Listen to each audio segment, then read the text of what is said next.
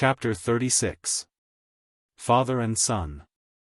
Ursula had prepared a very careful luncheon for the stranger. She thought him disagreeable, but she had not looked at him much, for, indeed, Ursula's mind was much unsettled. Horace Northcote had spoken to her that morning, after Mrs. Hurst's visit and her retaliation upon him, as no man yet had ever spoken to her before.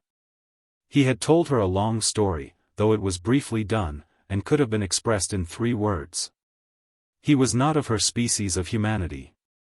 His ways of thinking, his prejudices, his traditions, were all different from hers. And yet that had happened to him which happens all over the world in every kind of circumstances, without knowing how it was, he had got to love her. Yes, he knew very well how it was, or rather, he knew when it was, which is all that is to be expected from a lover. It was on the evening of the autrace, the first dinner party, and he had gone on ever since, deeper and deeper, hearing her say many things which he did not agree in, and tracing her life through a score of little habits which were not congenial to his, yet loving her more and more for all that was new to him, and even for the things which were uncongenial. He had told her all this, and Ursula had listened with a kind of awe, wondering at the ardor in the young man's eyes, and the warmth with which he spoke, wondering and trembling a little. She had guessed what he meant the night before, as has been said, and this had touched her with a little thrill of awakened feeling. But the innocent girl knew no more about passion than a child, and when she saw it, glowing and ardent, appealing to her, she was half alarmed, half overawed by the strange sight. What answer could she make to him? She did not know what to say. To reject him altogether was not in Ursula's heart. But she could not respond to that strange, new, overwhelming sentiment, which put a light in his eyes which she dared not meet, which dazzled her when she ventured a glance at him. Was he to go away, he asked, his voice, too, sounding musical and full of touching chords. Ursula could not tell him to go away either. What she did say to him, she never quite knew. But at least, whatever it was, it left him hopeful, if unsatisfied. And since that time her mind had been in a strange confusion, a confusion strange but sweet.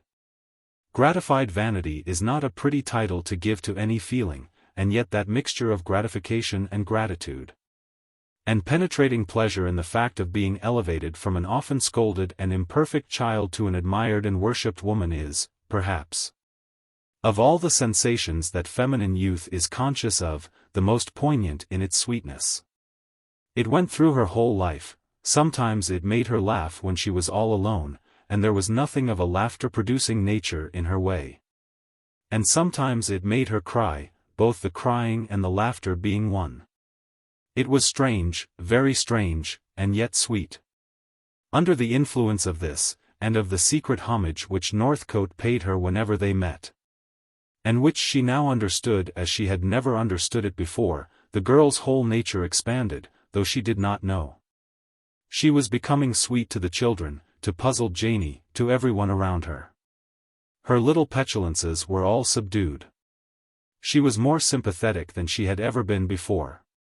And yet she was not in love with her lover.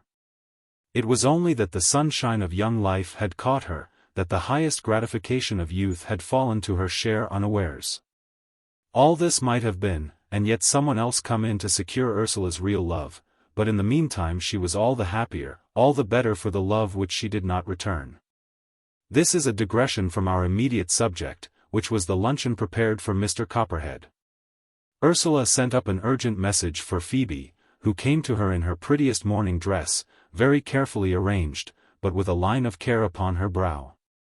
"I will come if you wish it, dear," she said, "but I don't want to meet Mr. Copperhead. I don't like him."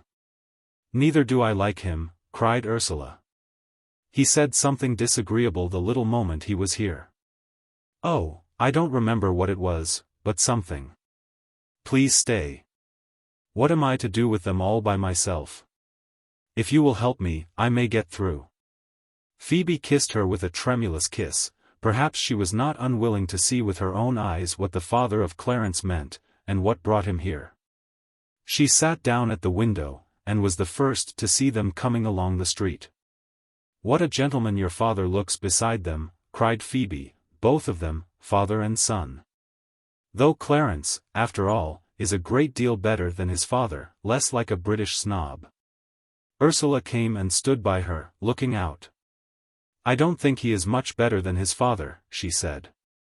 Phoebe took her hand suddenly and wrung it, then dropped it as if it had hurt her. What did it all mean? Ursula, though rays of enlightenment had come to her, was still perplexed, and did not understand. Mr. Copperhead did not see her till he went to luncheon, when Phoebe appeared with little Amy May looking like a visitor, newly arrived. She had run upstairs after that first sight of him from the window, declaring herself unable to be civil to him except at table. The great man's face almost grew pale at the sight of her. He looked at Ursula, and then at Clarence, and laughed. Wheresoever the carcass is the eagles are gathered together, he said. That's scripture, ain't it, Miss Ursula? I am not good at giving chapter and verse. What does it mean? Asked Ursula. She was quite indifferent to Mr. Copperhead, and perfectly unconscious of his observation. As for Phoebe, on the contrary, she was slightly agitated, her placid surface ruffled a little, and she looked her best in her agitation. Mr. Copperhead looked straight at her across the table, and laughed in his insolent way. So you are here too, Miss Phoebe, he said. I might think myself in the Crescent if I didn't know better. I met young Northcote just now, and now you. What may you be doing here, might one ask? It is what you call a curious coincidence, ain't it, Clarence and you both here? I said so when Mr. Clarence came, said Phoebe. I came to take care of my grandmother, who is ill, and it was a very lucky thing for me that I had met Miss May at your ball, Mr. Copperhead. By Jove, wasn't it? Said Clarence, roused to some dull sense of what was going on. We owe all the fun we have had here to that, so we do. Odd, when one thinks of it. And thought so little of it then, didn't we? It's a very queer world. So you've been having fun here, said his father. I thought you came here to work, that's how we old fellows get taken in. Work. With young ladies dangling about, and putting things into your head. I ought to have known better, don't you think so, Miss Ursula? You could have taught me a thing or two. I? Said Ursula, startled. I don't know what I could teach anyone. I think Mr. Clarence Copperhead has kept to his hours very steadily. Papa is rather severe. He never would take any excuse from any of us when we were working with him. He is not so severe now, I'll be bound, said Mr. Copperhead. Lets you have your fun a little, as Clarence tells me. Don't you, May? Girls will be girls, and boys, boys, whatever we do, and I am sure, Miss Phoebe, you have been very entertaining, as you always were. I have done my best, said Phoebe, looking him in the face. I should have had a dull life but for the parsonage, and I have tried to be grateful. I have accompanied your son on the violin a great many evenings, and I hope our friends have liked it. Mr. Clarence is a promising player, though I should like him to trust less to his ear. But we always pulled through. Thanks to you, said Clarence, in the middle of his cutlet. He did not quite see why she should flourish this music in his father's face. But still he was loyal in a dull fashion, and he was obstinate, and did not mean to be sat upon, to use his own words. As for Phoebe, her quick mind caught at once the best line of policy. She determined to deliver Ursula, and she determined at the same time to let her future father-in-law, if he was to be her father-in-law, see what sort of a person he had to deal with. As soon as she made up her mind, her agitation disappeared. It was only the uncertainty that had cowed her, now she saw what to do. So, said Mr. Copperhead, musical evenings. I hope you have not turned poor Clara's head among you, young ladies.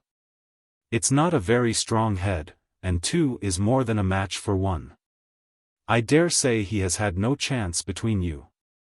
Make yourself quite easy, said Phoebe, with her sweetest smile, he was only one of a party. Mr. Reginald May and Mr. Northcote are both very pleasant companions. Your son is bored sometimes, but the rest of us are never bored. You see, he has been accustomed to more brilliant society, but as for us, we have no particular pretensions. We have been very happy. And if there has been 2 to 1, it has been the other way. I think I must let your people know of your gaieties, Miss Phoebe. If your mother sent you here, I don't doubt it was for a purpose, eh? She knows what she's about, and she won't like it if she knows you are fritting away your chances and your attentions. She has an eye for business, has Mrs. Beecham, said the leading member, with a laugh. You cannot tell Mamma more about me than she knows already, said Phoebe, with rising color. And by this time everyone else at table was uncomfortable. Even Clarence, who had a dull appreciation of his father's jokes when they were not levelled at himself, and who was by no means indisposed to believe that girls, generally, were after him. And that even in this particular case Phoebe herself might have come to Carlingford on purpose to complete his conquest, even Clarence was moved.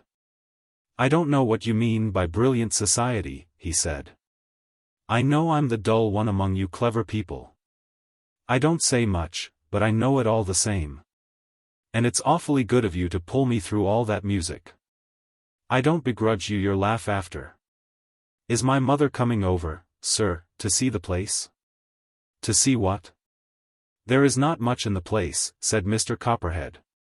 You're coming back with me, my boy. I hope it won't inconvenience you, May. I've other views for him. Circumstances alter cases, you know. I've been turning it over in my head, and I think I can see my way to another arrangement. That, of course, is entirely in your own hands, said Mr. May, with a cheerfulness he did not feel. His heart sank, but every rule of good society made it incumbent upon him to show no failure at such a moment. Copperhead, see that your father has some wine. Well, I suppose our poor little Carlingford is not much of a place. No trade, no movement, no manufactures. The sort of place that should be cleared off the face of the earth, said the millionaire, meaning no offense, of course. That's my opinion in respect to country towns. What's the good of them? Nests of gossip, places where people waste their time, and don't even amuse themselves. Give me green fields and London, that is my sort. I don't care if there was not another blessed brick in the country. There is always something that will grow in a field, corn or fat beasts, not that we couldn't get all that cheaper from over the water if it was managed as it ought to be. But a place like this, what's the good of it? Almshouses and chaplains, and that kind of rubbish, and old women, there's old women by the score. They must be somewhere, I suppose, said Mr. May. We cannot kill them off, if they are inoffensive, and keep the laws. So that, after all, a country town is of use. Kill them off, no. It's against what you benevolent humbugs call the spirit of the time, and Christianity, and all that, but there's such a thing as carrying Christianity too far, that's my opinion. There's your almshouses now. What's the principle of them? I call it encouraging those old beggars to live, said Mr. Copperhead. Giving them permission to burden the community as long as they can manage it, a dead mistake, depend upon it, the greatest mistake in the world. I think there is a great deal to be said in favor of euthanasia, said Phoebe, quietly stepping into the conversation, but then it would have to be with the consent of the victims. When anyone found himself useless, unnecessary to the world, or unhappy in it. Humbug and nonsense, said Mr. Copperhead. A likely thing for anybody to do. No, it is not a question for lawmaking. Let M die out naturally, that's my opinion.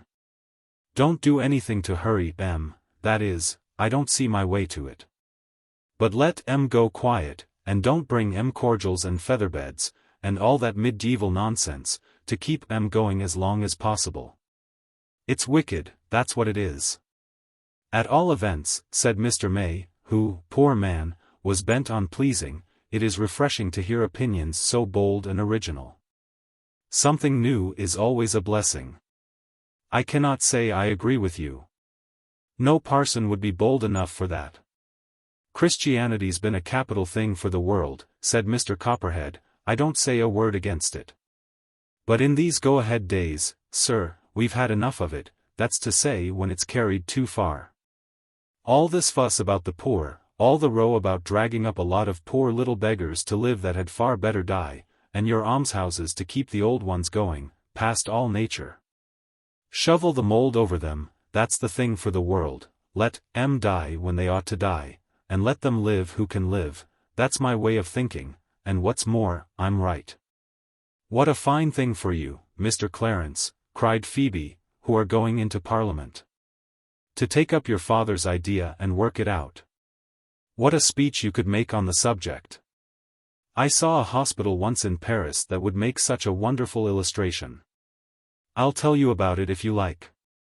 Poor old wretched people whose life was nothing but wretchedness kept going, kept living for years and years, why, no one could tell. For I am sure it would have been better, far better for them to die and be done with it. What a speech you might make when you bring a bill into Parliament to abolish almshouses and all sorts of charities. She added with a laugh, turning from Clarence, at whom she had been looking, to his father, who was puzzled, and did not know how to understand the young woman's eyes. I'll never make much of a speech in Parliament, said Clarence, unless you make it for me, he added in an undertone. But no one else was speaking, and the undertone was quite audible. Meanwhile Phoebe had not ceased to look at his father, and held him with a pair of eyes not like the ancient mariners. Mr. Copperhead was confused, his power even of insolence was cowed for the moment. He obeyed quite docilely the movement made to leave the table. Was it possible that she defied him, this minister's daughter, and measured her strength against his? Mr. Copperhead felt as if he could have shaken the impertinent girl, but dared not, being where he was. And lunch being over, Mr. May led his pupil's father into his study. I want to show you what your boy has been doing, he said, pointing to a line of books which made the millionaire's soul shrink within him. I have not bothered him with classics. What was the use as he is not going back to Oxford? But I have done my best for him in a practical way. He has read history, largely as you see, and as much as I could give him of political and constitutional. Yes, yes, said Mr. Copperhead, reading the titles of some of the books under his breath. They impressed him deeply, and took away for a moment his self-confidence. It was his habit to boast that he knew nothing about books. But in their presence he shrank, feeling that they were greater than he, which was, there is little doubt, a sign of grace. If you wish to remove Clarence, said Mr. May, perhaps I had better make out a scheme of reading for him. Look here, cried the rich man, I didn't want to remove him. But there he is, the first I see of him, cheek for jowl with a good-looking girl. I don't mean to say a word against Miss May, I've no doubt she's charming. But anyhow there she is side by side with Clar, who is no more able to resist that sort of thing. Mr. May laughed, and this time with unmitigated amusement. Do you mean Ursula? I think I can answer for it that she made no attempts upon him for which resistance would be necessary. That's all very well to say. But bless you they do it, everyone, said Mr. Copperhead, without exception, when a young fellow's well off and well looking, and as if one wasn't bad enough, you've got Phoebe Beecham. You won't tell me she doesn't mean anything, up to any mischief, a real minister's daughter. I don't mean anything uncivil to you or yours. I suppose a parson's different. But we know what a minister's daughter is in our connection. Like the men themselves, in short, who are always pouncing on some girl with a fortune if her relations don't take care. And Clarence is as weak as a baby, he takes after his mother, a poor bit of a feeble creature, though he's like me in exterior. That's how it is, you perceive. I don't quite see my way to letting him go on. That is of course precisely as you please, said Mr. May, somewhat sharply. He would preserve his dignity even though his heart was sinking. But he could not keep that tone of sharpness out of his voice. Of course it is as I please. I'll pay up of course for the second 3 months, if you choose, fair and square. I meant him to stay, and I'll pay. But that's all. You've no further claim upon me that I know of. And I must say that for a tutor, a regular coach, to keep girls in his house, daughters, or whatever you choose to call them, is something monstrous. It's a thing no fellow's friends would put up with. It's what I call dishonorable.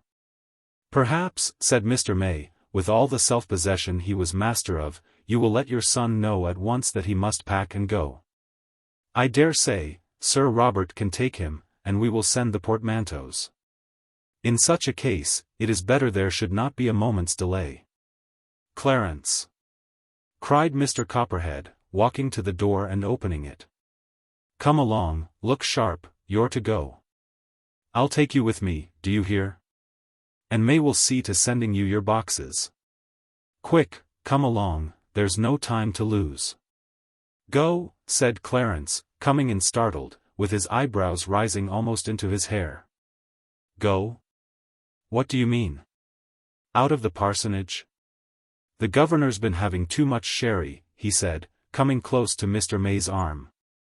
He had himself been taking too much of the sherry, for the good reason that nobody had taken any notice of what he did, and that he had foreseen the excitement that was coming.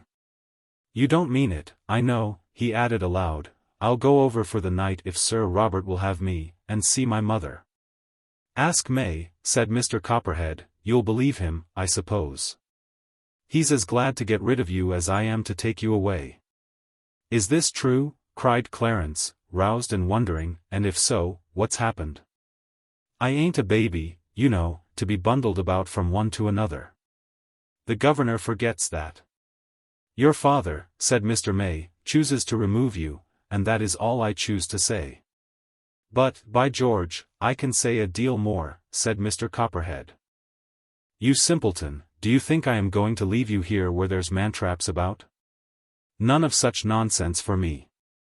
Put your things together, I tell you. Phoebe Beecham's bad enough at home, but if she thinks she's to have you here to pluck at her leisure, she and her friends. W.H.E.W. said Clarence, with a long whistle. So that's it. I am very sorry, father, if these are your sentiments, but I may as well tell you at once I shan't go. You must go. No, he said, squaring his shoulders and putting out his shirt front. He had never been roused into rebellion before, and perhaps without these extra glasses of sherry he would not have had the courage now. But what with sherry, and what with amour propre, and what with the thing he called love, Clarence Copperhead mounted all at once upon a pedestal. He had a certain dogged obstinacy in him, suspected by nobody but his mother, who had little enough to say in the guidance of her boy. He set himself square like a pugilist, which was his notion of resistance. Mr. May looked on with a curious mixture of feelings. His own sudden and foolish hope was over, and what did it matter to him whether the detestable father or the coarse son should win? He turned away from them with contempt, which was made sharp by their utter uselessness to himself. Had it been possible that he might have what he wanted from Mr. Copperhead, his patience would have held out against any trial. But the moment that hope was over, what further interest had he in the question? He went to his writing table and sat down there, leaving them to fight it out as they would, by themselves. It was no affair of his. Chapter 37. A pleasant evening. The result, however, was a compromise. Clarence Copperhead went off with his father and Sir Robert to the hall for the night, but was to return next day, and Phoebe was left in a condition of some excitement behind them. Not quite knowing what to think. She was as sure as ever that he had made up his mind to propose. But he had not done it, and what effect his father's visit, and perhaps his mother's entreaties, might have upon him, Phoebe could not tell. The crisis excited her beyond any excitement which she would have thought possible in respect to Clarence Copperhead. She was more like an applicant for office kept uncertain whether she was to have a desirable post or not, than a girl on the eve of a lover's declaration. This was her own conception of the circumstances. She did not dislike Clarence, quite the reverse. She had no sympathy with Ursula's impatience of his heavy vanity. Phoebe had been used to him all her life, and had never thought badly of the heavy boy whom she had been invited to amuse when she was 6 years old. And whom she had no particular objection to amuse still, let the others wonder at her as they might. Poor Reginald, contemplating bitterly her many little complacencies to his rival, set them down hastily to an appreciation of that rival's worldly advantages, which was not quite a just sentence. It was true, and yet it was not true. Other feelings mingled in Phoebe's worldliness. She did, indeed, perceive and esteem highly the advantages which Clarence could give her. But she had not the objections to Clarence himself that the others had. She was willing, quite willing, to undertake the charge of him, to manage, and guide, and make a man of him. And yet, while it was not pure worldliness, much less was it actual love which moved her. It was a kind of habitual affection, as for the poor thing, but mine own, sir, of the jester. He was but a poor creature, but Phoebe knew she could make something of him, and she had no distaste to the task. When she began to perceive that Reginald, in so many ways Clarence's superior, was at her disposal, a sense of gratification went through Phoebe's mind. And it certainly occurred to her that the feeling he might inspire would be a warmer and a more delightful one than that which would fall to Clarence Copperhead. But she was not tempted thereby to throw Clarence off for the other. No, she was pleased, and not unwilling to expend a little tender regret and gratitude upon poor Reginald. She was ready to be kind to him, though every woman knows that is the last thing she ought to be to a rejected lover. And she was full of sympathy for the disappointment which, nevertheless, she fully intended was to be his lot. This seems paradoxical, but it is no more paradoxical than human creatures generally are. On this particular evening her heart beat very high on account of Clarence, to know if he would have strength of mind to hold his own against his father, and if he would come back to her and ask her, as she felt certain he meant to do, that one momentous question.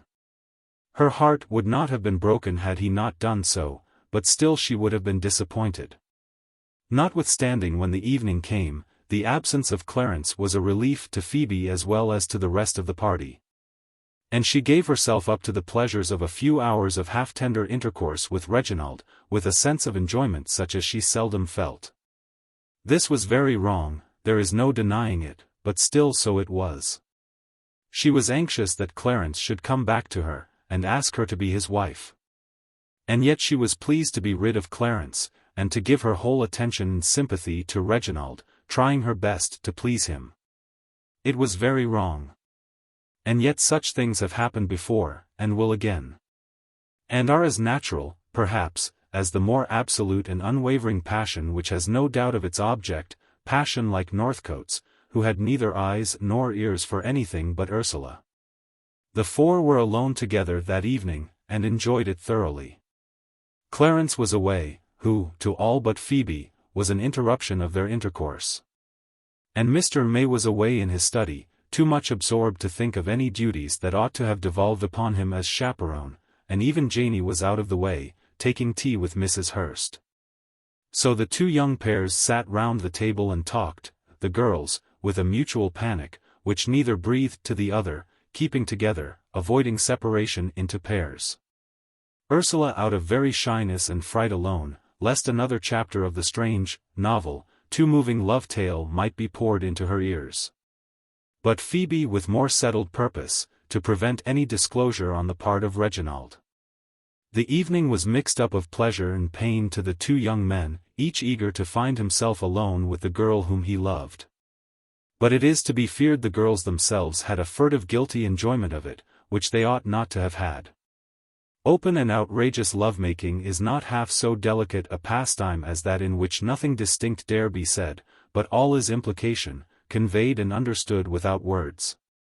I know it is a dangerous thing to confess, but veracity requires the confession. You may say it was the playing of the cat with the mouse, if you wish to give a disagreeable version of it. But, however you choose to explain it, this was how it was.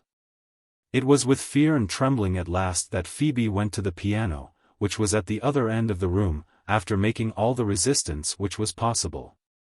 "Thank heaven, that idiot and his fiddle aren't here tonight to interfere," cried Reginald.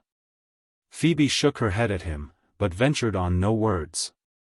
And how she did exert herself on the piano, playing things which were a great deal too classical for Reginald, who would have preferred the simplest stock piece, under cover of which he might have talked to her hanging over her chair, and making belief to turn over the music. This was what he wanted, poor fellow. He had no heart nor ears for Beethoven, which Phoebe played to him with a tremor in her heart, and yet, the wicked little witch, with some enjoyment too. "This is not the sort of thing you play when Copperhead is here," he said at last, driven to resistance. "Oh, we play Mendelssohn," said Phoebe, with much show of innocence. And then she added, "You ought to feel the compliment if I play Beethoven to you." "So I ought, I suppose," said Reginald. "The truth is, I don't care for music." "Don't take your hands off the keys." "Why, you have done nothing but worry me to play." "Not for the music," said Reginald, quite satisfied to have got his will. "Why will you not talk to me and play to me, as I wish?" "Perhaps, if I knew what you wish," Phoebe said, in spite of herself. "Oh, how I should like to tell you." "No, not Beethoven, just a little music." "Heavens!" cried Reginald, as she crashed into a fortissimo, another sonata. "Listen, I am not equal to sonatas." "Nay, Miss Beecham, play me a little nothing, talk to me." She shook her head at him with a laugh, and went on playing the hardest piece of music she could think of, complicating herself in difficult chords and sudden accidentals. If there had been anybody there to hear who could have understood, Phoebe's performance would, no doubt, have appeared a masterpiece of brilliant execution, as it was. But the two others were paying not the slightest attention, and as for Reginald, he was in a state of tantalized vexation, which half amused himself, and filled the performer with an exhilarating sense of successful mischief. Northcote was trying to say, what was he not trying to say, to Ursula, under cover of the music, which was the best shield he could have had. And perhaps in reality, though Reginald was tantalized to the utmost degree of tantalization, even he had a certain enjoyment in the saucy self-defense which was more mischievous than cruel. He stood behind Phoebe's chair, now and then meeting her laughing glance with one of tender appeal and reproach, pleased to feel himself thus isolated with her, and held an arm's length in so genial a way. He would have his opportunity after a while, when there would be no piano to give her a momentary refuge, and then he would say out all that was in his heart, with no possible shadow of a rival to interfere with him. Angry? No, as he stood behind her, watching her fingers fly over the keys, a delightful calm stole over Reginald. Now and then she would throw a half-mocking glance at him upward over her shoulder, as she swept over the resounding board. When the sonata was concluded, Phoebe sprang up from the piano, and went back to the table. She proposed that they should play a game at cards, to which Ursula agreed. The young men shrugged their shoulders and protested, but, after all, what did it matter, so long as they were together? They fell into their places quite naturally, the very cards assisting. And so the moments flew by. There was not so much sound as usual in the old faded drawing-room, which had come to look so bright and homelike. Not so much sound of voices, perhaps less laughter, yet of all the evenings they had spent there together, that was the one they looked back upon, all four, with most tender recollection. They had been so happy, or, if not happy, so near, apparently, to happiness, which is better sometimes than happiness itself. "Don't let Reginald come with me," Phoebe whispered, as she kissed her friend, and said good night, "or ask Mr. Northcote to come too." "Why?" said Ursula, with dreamy eyes. Her own young tide of life was rising, invading, for the moment, her perceptions, and dulling her sense of what was going on round her. There was no time, however, for anything more to be said, for Reginald was close behind with his hat in his hand. Phoebe had to resign herself, and she knew what was coming. The only thing was, if possible, to stop the declaration on the way. "This is the first chance I have had of seeing you home without that perpetual shadow of Copperhead." "Ah, poor Clarence," said Phoebe. "I wonder how he is getting on away from us all tonight." "Poor Clarence," echoed Reginald aghast. "You don't mean to say that you miss him, Miss Beecham?" I never heard you speak of him in that tone before. Miss him? No, perhaps not exactly, said Phoebe, with a soft little sigh, but still, I have known him all my life, Mr. May. When we were quite little I used to be sent for to his grand nursery, full of lovely toys and things, a great deal grander than mine. And for that reason, said Reginald, becoming bitter, with a laugh. Nothing for that reason, said Phoebe, but I noticed it at 6 as I should at 20. I must have been a horrid little worldly-minded thing, don't you think?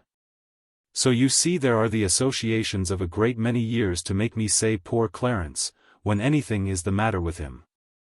He is lucky to rouse your sympathies so warmly, cried Reginald, thoroughly wretched, but I did not know there was anything the matter. I think there will be if he has to leave our little society, where we have all been so happy, said Phoebe, softly. How little one thought, coming here a stranger, how pleasant it was to be. I especially, to whom coming to Carlingford was rather, perhaps I might say a humiliation. I am very fond of grandpapa and grandmamma now, but the first introduction was something of a shock, I have never denied it, and if it had not been for sweet kind Ursula and you, all. The little breathless fragmentary pause which Phoebe made between the you and the all, giving just a ghost of emphasis to the pronoun, sounded to poor Reginald in his foolishness almost like a caress.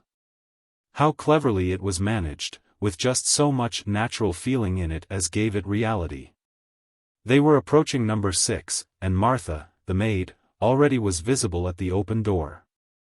Then you do give me some little share, he cried, with a broken voice. Ah, if you would only let me tell you what your coming has been to me. It has opened up my life. I feel everything different, the old earth itself, there is a new light upon the whole world. Hush, here is Martha, cried Phoebe, she will not understand about new lights. Yes, it has been pleasant, very pleasant, when one begins to sigh and realize how pleasant a thing has been, I always fear it is going to be broken up. Absent omen! Cried Reginald, fervently, taking the hand she had put out to bid him good night, and holding it fast to detain her. And was there moisture in the eyes which she lifted to him, and which glistened, he thought, though there was only the distant light of a lamp to see them by. You must not keep me now, cried Phoebe, here is grandpapa coming. Good night, Mr. May, good night. Was Phoebe a mere coquette pure et simple? As soon as she had got safe within these walls, she stooped down over the primroses to get rid of Martha, and then in the darkness had a cry, all by herself, on one side of the wall. While the young lover, with his head full of her, checked, but not altogether discouraged, went slowly away on the other. She cried, and her heart contracted with a real pang. He was very tender in his reverential homage, very romantic, a true lover, not the kind of man who wants a wife or wants a clever companion to amuse him, and save him the expense of a coach. And be his to refer to in everything. That was an altogether different kind of thing. Phoebe went in with a sense in her mind that perhaps she had never touched so close upon a higher kind of existence, and perhaps never again might have the opportunity. But before she had crossed the garden, she had begun once more to question whether Clarence would have the fortitude to hold his own against everything that father or mother could do to change his mind. Would he have the fortitude? Would he come back to her, safe and determined, or would he yield to arguments in favor of some richer bride, and come back either estranged or at the least doubtful? This gave her a pang of profound anxiety at the bottom of her heart. Chapter 38. An expedition. Mr. May did not come upstairs that evening. It was not that he was paralyzed as he had been on the previous occasion, when he sat as now and heard Phoebe go away after her first visit. And when the wind blowing in from the open door playfully carried to his feet the scribbled note with Tozer's name. He was not stupefied as then, nor was he miserable. The threatened withdrawal of Clarence Copperhead was more to him than the impending ruin meant by that bill which was so nearly due. He was occupied by that to the exclusion of the other. It would be a most serious change to him in every way. He had calculated on the continuance of this additional income for at least a year, and short of the year it would have done him no good, but had simply plunged him into additional expense. It was this he was thinking of, and which kept him in his study after the young people had assembled. Catastrophe had come again while Mr. May was at dinner, which by some curious unconscious aggravation on his part was the time he especially chose as most convenient for him. And he had again sent a dirty note by Bobby, imploring his principal to think of the impending fate, and not to desert him. Mr. May was angry at this perpetual appeal. "Why should I desert him, the idiot?" he said to himself, and moved by the man's persistence, he took out his pocketbook again, and made out beyond all chance of mistake, that it was the 18th. Why should the fool insist upon its being the 15th with such perpetual iteration? There were the figures as plain as possible, April 18th. Mr. May wrote a peremptory note announcing this fact to Catastrophe, and then returned to his own thoughts. Sir Robert had asked him to go over that morning and spend the day at the hall with the Copperheads, not knowing of any breach between them. He thought he had better do this. If Clarence determined to stay, that would be a great thing in his favor, and he had seen that the young man's dull spirit was roused. And if that hope failed, there might still be advantage even in this sudden breaking of the bond. Part of the second quarter was gone, and the father had offered 3 months' additional pay. These 2 payments would make up the £150 at once, and settle the business. Thus, in either way, he should be safe, for if Clarence went away the money would be paid. And if he stayed, Mr. May himself had made up his mind to risk the bold step of going to the bank and asking an advance on this inalienable security. All these deliberations made his mind easy about the bill. It must come right one way or another. He might have chosen perhaps not to run it quite so close. But after all, the 15th was only tomorrow, and there were still 3 days. While his mind was full of these things he did not care to go upstairs. He heard the voices of the young people, but he was too much engrossed with his own calculations to care to join them. It was a close thing, he said to himself, a very close thing. But still he felt that he could do it, surely he could do it.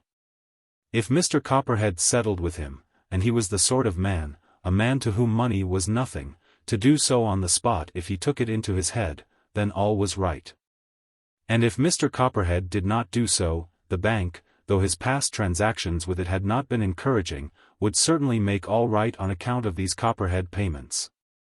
Which were as certain as any payments could be.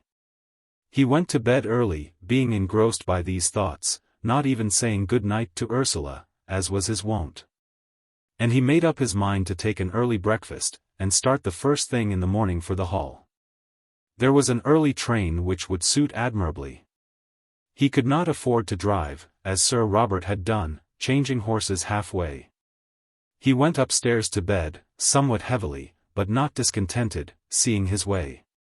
After all, the great thing in life is to see your way. It does not matter so much whether that way is great or small, so long as you can see it plain before you.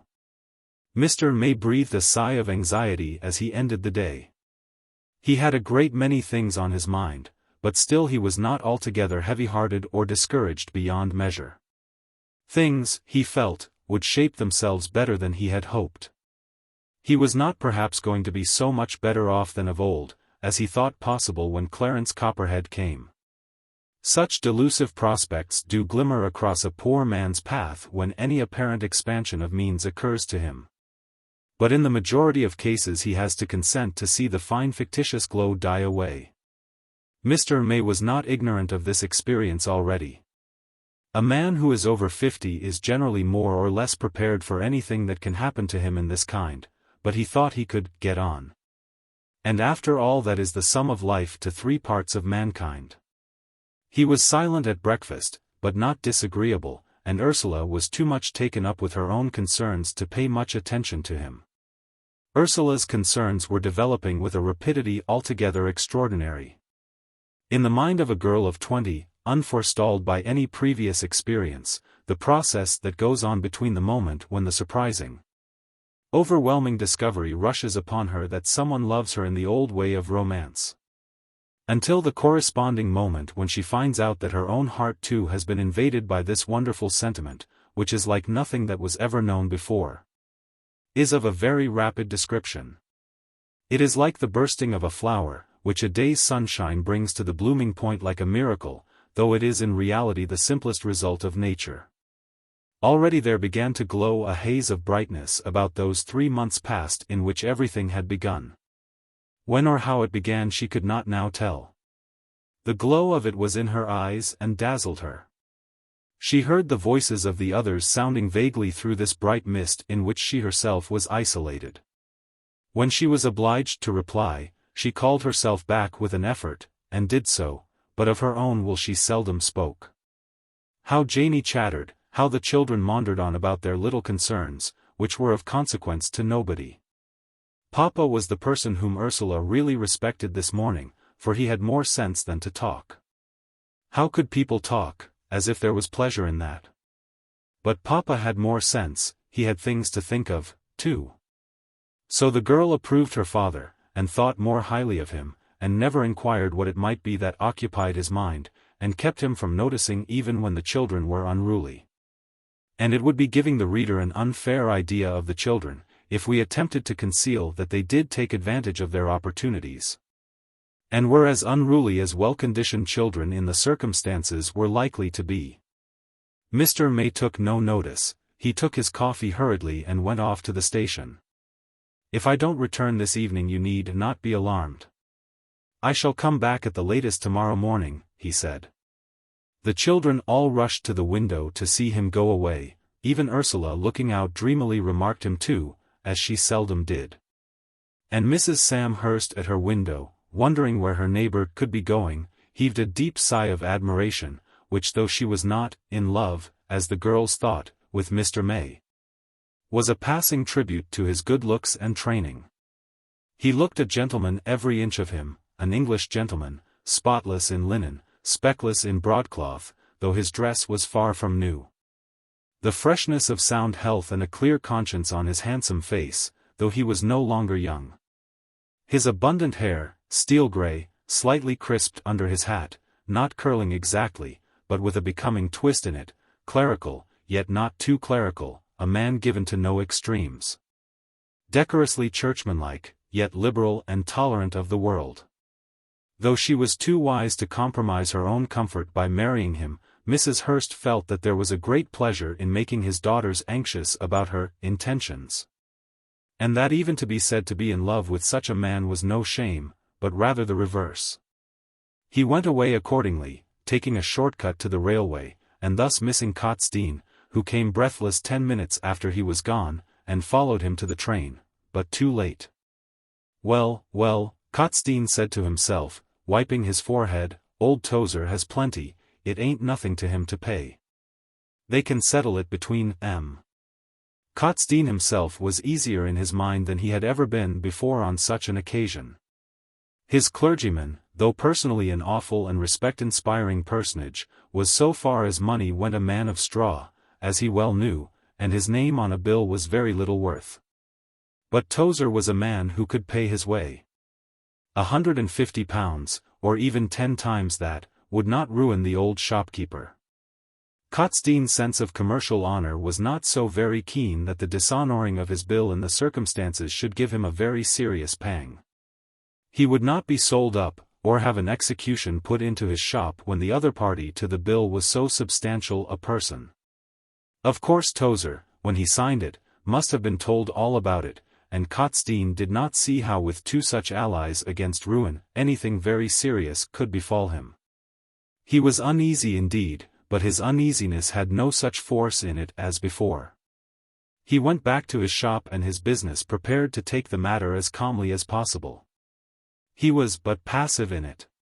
It could not harm him much in the eyes of his banker, who knew his affairs too well to be much astonished at any such incident, and Tozer and Mr. May must settle it between them. It was their affair. Meanwhile Mr. May rattled along in the railway towards the Hall. He got a dog-cart at the little inn at the station to take him over, though generally when he went to see the Dorsets it was his custom to walk. But what were a few shillings? He said to himself, the prodigality of desperation having seized upon him. In any case he could pay that, and if he was to be ruined, what did a few shillings more or less matter? But the discomfort of walking over those muddy roads, and arriving with dirty boots and a worn-out aspect, mattered a great deal. He reached the hall at a propitious moment, when Mr. Copperhead was in the highest good humour. He had been taken over the place, from one end to another, over the stables, the farm buildings, the farm itself from end to end, the preserves, the shrubberies, the greenhouses, everything. All of which details he examined with an unfailing curiosity which would have been highly flattering to the possessors if it had not been neutralized by a strain of comment which was much less satisfactory. When Mr. May went in, he found him in the dining-room, with Sir Robert and his daughters standing by, clapping his wings and crowing loudly over a picture which the Dorsets prized much. It represented a bit of vague Italian scenery, mellow and tranquil, and was a true Wilson, bought by an uncle of Sir Robert's, who had been a connoisseur, from the master himself, in the very country where it was painted. And all these details pleased the imagination of the family, who, though probably they would have been but mildly delighted had they possessed the acquaintance of the best of contemporary painters, were proud that Uncle Charles had known Italian Wilson, and had bought a picture out of his studio. A Hobbema or a Poussin would scarcely have pleased them as much, for the worst of an old master is that your friends look suspiciously upon it as a copy. Whereas Wilson is scarcely old enough or precious enough to be copied. They were showing their picture and telling the story to the millionaire with an agreeable sense that, though they were not so rich, they must, at least, have the advantage of him in this way. "Ha!" said Mr. Copperhead, "you should see my Turner." "Didn't I show you my Turner?"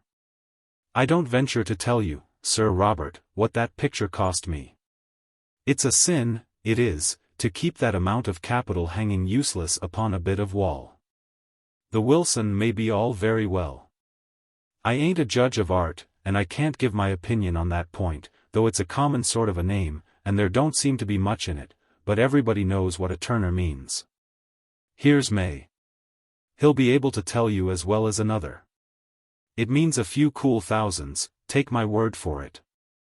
It means, I believe, that heaps of people would give you your own price.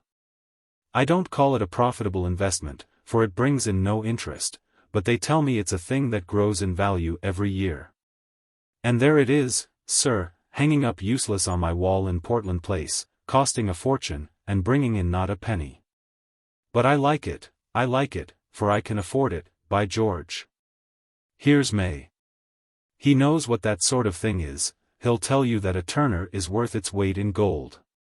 "Thank you, I don't think I need any information on that subject," said Sir Robert. "Besides, I saw your Turner. It is a pretty picture, if it is authentic, but Wilson, you know, wasn't a big enough swell not to be authentic, said Mr. Copperhead. "Common name enough, and I don't know that I ever heard of him in the way of painting, but I don't pretend to be a judge. Here's May, now, I dare say he knows all about it. Buying's one thing, knowing's another. Your knowing ones, when they've got any money, they have the advantage over us, Sir Robert. They can pick up a thing that's good, when it happens to come their way, dirt cheap. But fortunately for us, it isn't often they've got any money," he added, with a laugh, slapping Mr. May on the shoulder in a way which made him totter. But the clergyman's good humor was equal even to this assault. It is wonderful how patient and tolerant we can all be when the motive is strong enough. "That is true," he said. "But I fear I have not even the compensation of knowledge. I know enough, however, to feel that the possessor of a Turner is a public personage, and may be a public benefactor if he pleases." "How that?" "If you think I am one to go lending my pictures about, or leaving them to the nation when I'm done for, that's not my sort. No, I keep them to myself. If I consent to have all that money useless, it is for myself, you may depend, and not for other people. And I'll leave it to my boy Clarence, if he behaves himself. He's a curiosity, too, and has a deal of money laid out on him that brings no interest, him and his mother. I'll leave it to Clar, if he doesn't make a low marriage or any folly of that kind. You should make it an heirloom, said Sir Robert, with sarcasm too fine for his antagonist. Leave it from father to son of your descendants, like our family diamonds and plate. Anne and Sophie looked at each other and smiled, the one sadly, the other satirically. The Dorset family jewels were rose diamonds of small value, and the plate was but moderate in quantity, and not very great in quality. Poor Sir Robert liked to blow his little trumpet too, but it was not so blatant as that of his visitor, whose rude senses did not even see the intended malice. By George! I think I will, he said. I'm told it's as safe as the bank, and worth more and more every year, and if it don't bring in anything, it don't eat anything. May? Look here. Perhaps I was hasty the other day, he said, pushing the clergyman a little apart from the group with a large hand on his shoulder. Clarence tells me you're the best coach he ever saw, and that he's getting on like a house on fire. He does make progress, I think, answered the tutor, thus gracefully complimented. But all the same, you know, I had a right to be annoyed. Now a man of your sense, for you seem a man of sense, though you're a parson, and know what side your bread's buttered on, ought to see that it's an aggravating thing when a young fellow has been sent to a coach for his instruction, and to keep him out of harm's way. To find him cheek by jowl with a nice-looking young woman. That's not what a father has a right to expect. You couldn't expect me to do away with my daughter because I happen to take a pupil, said Mr. May, half amused. But I can assure you that she has no designs upon your son. So I hear, said the other, with a mixture of pique and satisfaction. Won't look at him, Clar tells me. Got her eye on someone else, little fool. She'll never have such a chance again. As for having no designs, that's bosh, you know, all women have designs. I'm a deal easier in my mind when I'm told she's got other fish to fry. Other fish to fry, said Mr. May, this time he was wholly amused, and laughed. This is news to me. However, we don't want to discuss my little Ursula. About your son it will be well that I should know, for I might be forming other engagements. This moment is a time of pecuniary pressure with me, he added, with the ingratiating smile and half-pathetic frankness of the would-be borrower. I have not taken pupils before, but I want money for the time. My son's settlement in life, you see, but the father of a large family can always find good reasons for wanting money. That's it, said Mr. Copperhead, seriously. Why are you the father of a large family? That's what I ask our ministers. It's against all political economy, that is. According as you've no money to give you go and have children, when it should be just the other way. That may be very true, but there they are, and can't be done away with. And I do want money, as it happens, more now than I shall want it a year hence, or, perhaps, even 6 months hence. Most people do, said Mr. Copperhead, withdrawing his hand from his pocket, and placing his elbow tightly against the orifice of that very important part of him. It's the commonest thing in the world. I want money myself, for that matter. I've always got a large amount to make up by a certain date, and a bill to pay. But about Clar, that's the important matter. As he seems to have set his mind on it, and as you assure me there's no danger, man-traps, or that sort of thing, The color came to Mr. May's cheek. But it was only for a moment. To have his own daughter spoken of as a man-trap gave him a momentary thrill of anger. But, as he would have applied the word quite composedly to any other man's daughter, the resentment was evanescent. He did not trust himself to answer, however, but nodded somewhat impatiently, which made the millionaire laugh the more. Don't like the man-trap, he said. Bless you, they're all alike, not yours more than the rest. But as I was saying, if it's warranted safe I suppose he'll have to stay. But I don't stand any nonsense, May. And look here, your music and all that ain't in the agreement. He can have a master for his music, he's well enough able to pay for it. But I won't have a mistress, by George, to put folly into his head. I am to forbid him the drawing-room, I suppose, and take his fiddle from him. I have no objections. Between ourselves, as I am not musical, it would be very agreeable to me, but perhaps he is rather over the age, don't you think, for treatment of that kind?" Clarence had come in, and stood watching the conversation, with a look Mr. Copperhead was not prepared for. Those mild brown eyes, which were his mother's share in him, were full a stare with sullen resolution, and his heavy mouth shut like that of a bulldog. He lingered at the door, looking at the conversation which was going on between his father and his tutor, and they both noticed him at the same moment, and drew the same conclusion. Mr. May was in possession of the parole, as the French say, and he added instinctively in an undertone, "Take care, if I were you I would not try him too far." Mr. Copperhead said nothing. But he stared too, rather aghast at this new revelation. What? His porcelain, his Dresden figure of a son, his crowning curiosity, was he going to show a will of his own? The despot felt a thrill go over him. What kind of a sentiment love was in his mind it would be hard to tell, but his pride was all set on this heavy boy. To see him a man of note, in Parliament, his name in the papers, his speeches printed in the Times, was the very heaven of his expectations.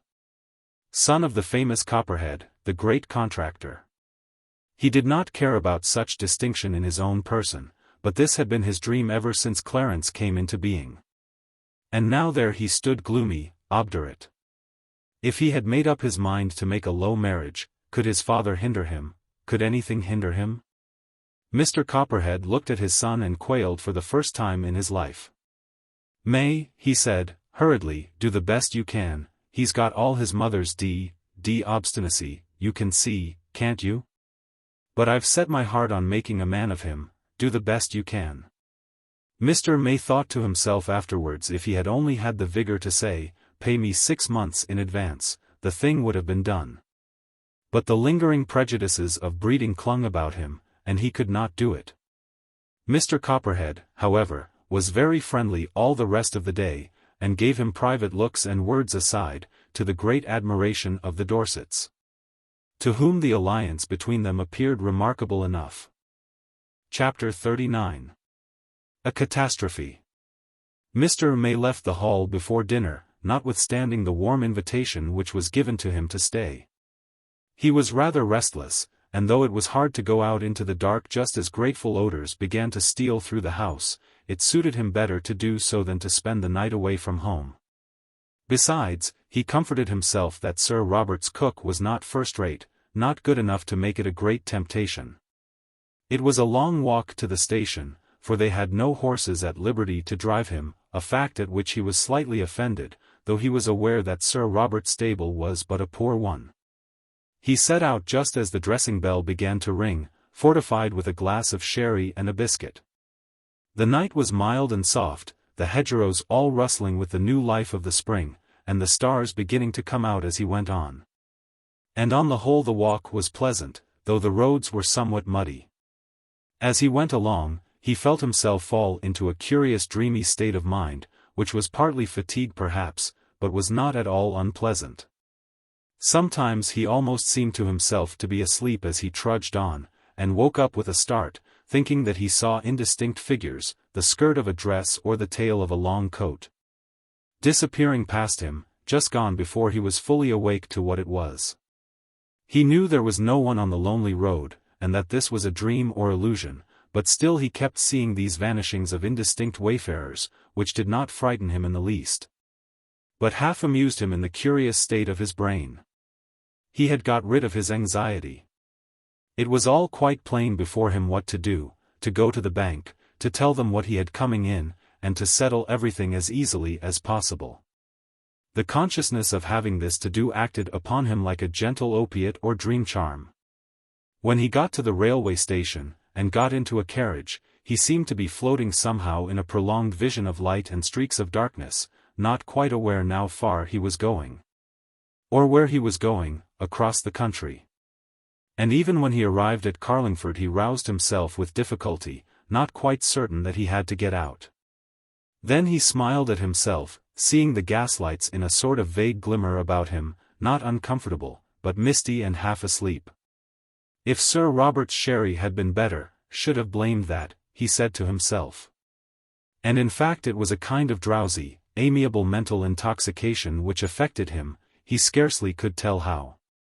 When he got within sight of his own house, he paused a moment and looked up at the lights in the windows. There was music going on. Phoebe, no doubt, for Ursula could not play so well as that, and the house looked full and cheerful. He had a cheerful home, there was no doubt of that. Young Copperhead, though he was a dunce, felt it, and showed an appreciation of better things in his determination not to leave the house where he had been so happy. Mr. May felt an amiable friendliness stealing over him for Clarence too. Upstairs in the drawing-room another idyllic evening had begun.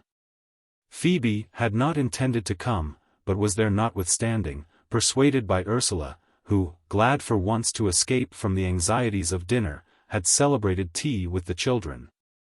To their great delight, though she was still too dreamy and preoccupied to respond much to them. And Northcote had not intended to come. Indeed, he had gone further than this, he had intended to keep away. But when he had eaten his solitary dinner, he, too, had strayed towards the center of attraction, and walking up and down in forlorn contemplation of the lighted windows, had been spied by Reginald. And brought in after a faint resistance. So the four were together again, with only Janey to interpose an edge of general criticism and remark into the too personal strain of the conversation. Janey did not quite realize the importance of the place she was occupying, but she was keenly interested in all that was going on. Very eager to understand the relationships in which the others stood, and to see for herself what progress had been made last night while she was absent. Her sharp girlish face, in which the eyes seemed too big for the features, expressed a totally different phase of existence from that which softened and subdued the others. She was all eyes and ears, and watchful scrutiny. It was she who prevented the utterance of the half-dozen words trembling on Northcote's lips, to which Ursula had a soft response fluttering somewhere in her pretty throat. But which was not destined to be spoken tonight. And it was she who made Phoebe's music quite a simple performance, attended with little excitement and no danger. Phoebe was the only one who was grateful to her, and perhaps even Phoebe could have enjoyed the agitations of the evening better had Janey been away. As it was, these agitations were all suppressed and incipient, they could not come to anything. There were no hairbreadth escapes, no breathless moments, when the one pursued had to exercise her best skill, and only eluded the pursuer by a step or two. Janey, with all her senses about her, hearing everything, seeing everything, neutralized all effort on the part of the lovers. And reduced the condition of Ursula and Phoebe to one of absolute safety. They were all kept on the curb, in the leash, by the presence of this youthful observer. And the evening, though full of a certain excitement and mixture of happiness and misery, glided on but slowly, each of the young men outdoing the other in a savage eagerness for Janey's bedtime. "Do you let her sit up till midnight every night?" said Reginald, with indignation. "Let me sit up," cried Janey, "as if I was obliged to do what she tells me." Ursula gave a little shrug to her pretty shoulders, and looked at the clock. "It is not midnight yet, it is not 9 o'clock, she said, with a sigh. "I should have thought Papa would have come home before now. Can he be staying at the Hall all night?" Just then, however, there was the well-known ring at the bell, and Ursula ran downstairs to see after her father's supper. Why couldn't Janey make herself useful and do that, the little company thought indignantly and with one accord, instead of staying here with her sharp eyes, putting everybody out. Mr. May's little dinner, or supper, served on a tray, was very comfortable, and he ate it with great satisfaction, telling Ursula that he had, on the whole, spent a pleasant day. The Dorsets were kind, as they always are, and Mr. Copperhead was a little less disagreeable than he always is, and you may look for Clarence back again in a day or two. He is not going to leave us. You must take care that he does not fall in love with you, Ursula. That is the chief thing they seem to be afraid of." "Fall in love with me," cried Ursula. "Oh, Papa, where are your eyes? He has fallen in love, but not with me. Can't you see it? It is Phoebe he cares for." Mr. May was startled. He raised his head with a curious smile in his eyes, which made Ursula wonder painfully whether her father had taken much wine at the hall. "Ah, ha! Is that what they are frightened for?" he said, and then he shrugged his shoulders. "She will show bad taste, Ursula. She might do better, but I suppose a girl of her class has not the delicacy, so that is what they are frightened for." "And what are the other fish you have to fry?" "Papa." "Yes. He told me he was not alarmed about you, that you had other fish to fry, eh? Well, it's too late for explanations tonight." "What's that?" "Very odd, I thought I saw someone going out at the door, just a whiff of the coattails. I think my digestion must be out of order. I'll go into the study and get my pills, and then I think I'll go to bed." "Won't you come upstairs to the drawing room?" said Ursula, faltering, for she was appalled by the idea of explanations. What had she to explain, as yet? Mr. May shook his head, with that smile still upon his face. "No, you'll get on excellently well without me. I've had a long walk, and I think I'll go to bed." "You don't look very well, Papa." "Oh, yes, I'm well enough, only confused in the head a little with fatigue and the things I've had to think about. Good night. Don't keep those young fellows late, though one of them is your brother. You can say I'm tired. Good night, my dear." It was very seldom that he called her my dear, or, indeed, said anything affectionate to his grown-up children. If Ursula had not been so eager to return to the drawing-room, and so sure that they would miss her, she would have been anxious about her father. But as it was, she ran upstairs lightly when he stopped speaking, and left him going into the study, where already his lamp was burning. Betsy passed her as she ran up the stairs, coming from the kitchen with a letter held between two folds of her apron. Poor Papa! No doubt it was some tiresome parish business to bother him, when he was tired already. But Ursula did not stop for that. How she wanted to be there again, among them all, even though Janey still made one. She went in breathless, and gave her father's message only half articulately. He was tired. "We are never to mind, he says so." They all took the intimation very easily. Mr. May being tired, what did that matter? He would, no doubt, be better tomorrow. And in the meantime those sweet hours, though so hampered by Janey, were very sweet. Betsy went in, and put down the note before Mr. May on his table. He was just taking out his medicine from the drawer, and he made a wry face at the note and at the pills together. "Parish," he said, curtly. "No, sir, it's from Mr. Cotstein. He came this morning, after you'd gone, and he sent over little Bobby." "That will do." A presentiment of pain stole over him. He gave Betsy a nod of dismissal, and went on with what he was doing. After he had finished, he took up the little note from the table with a look of disgust. It was badly scrawled, badly folded, and dirty. Thank heaven, Cotstein's communications would soon be over now. Janey had proposed a round game upstairs. They were all humble in their desire to conciliate that young despot. Reginald got the cards, and Northcote put chairs round the table. He placed Ursula next to himself, which was a consolation, and sat down by her, close to her, though not a word, except of the most commonplace kind, could be said. Just then, what was it? An indescribable thrill through the house, the sound of a heavy fall.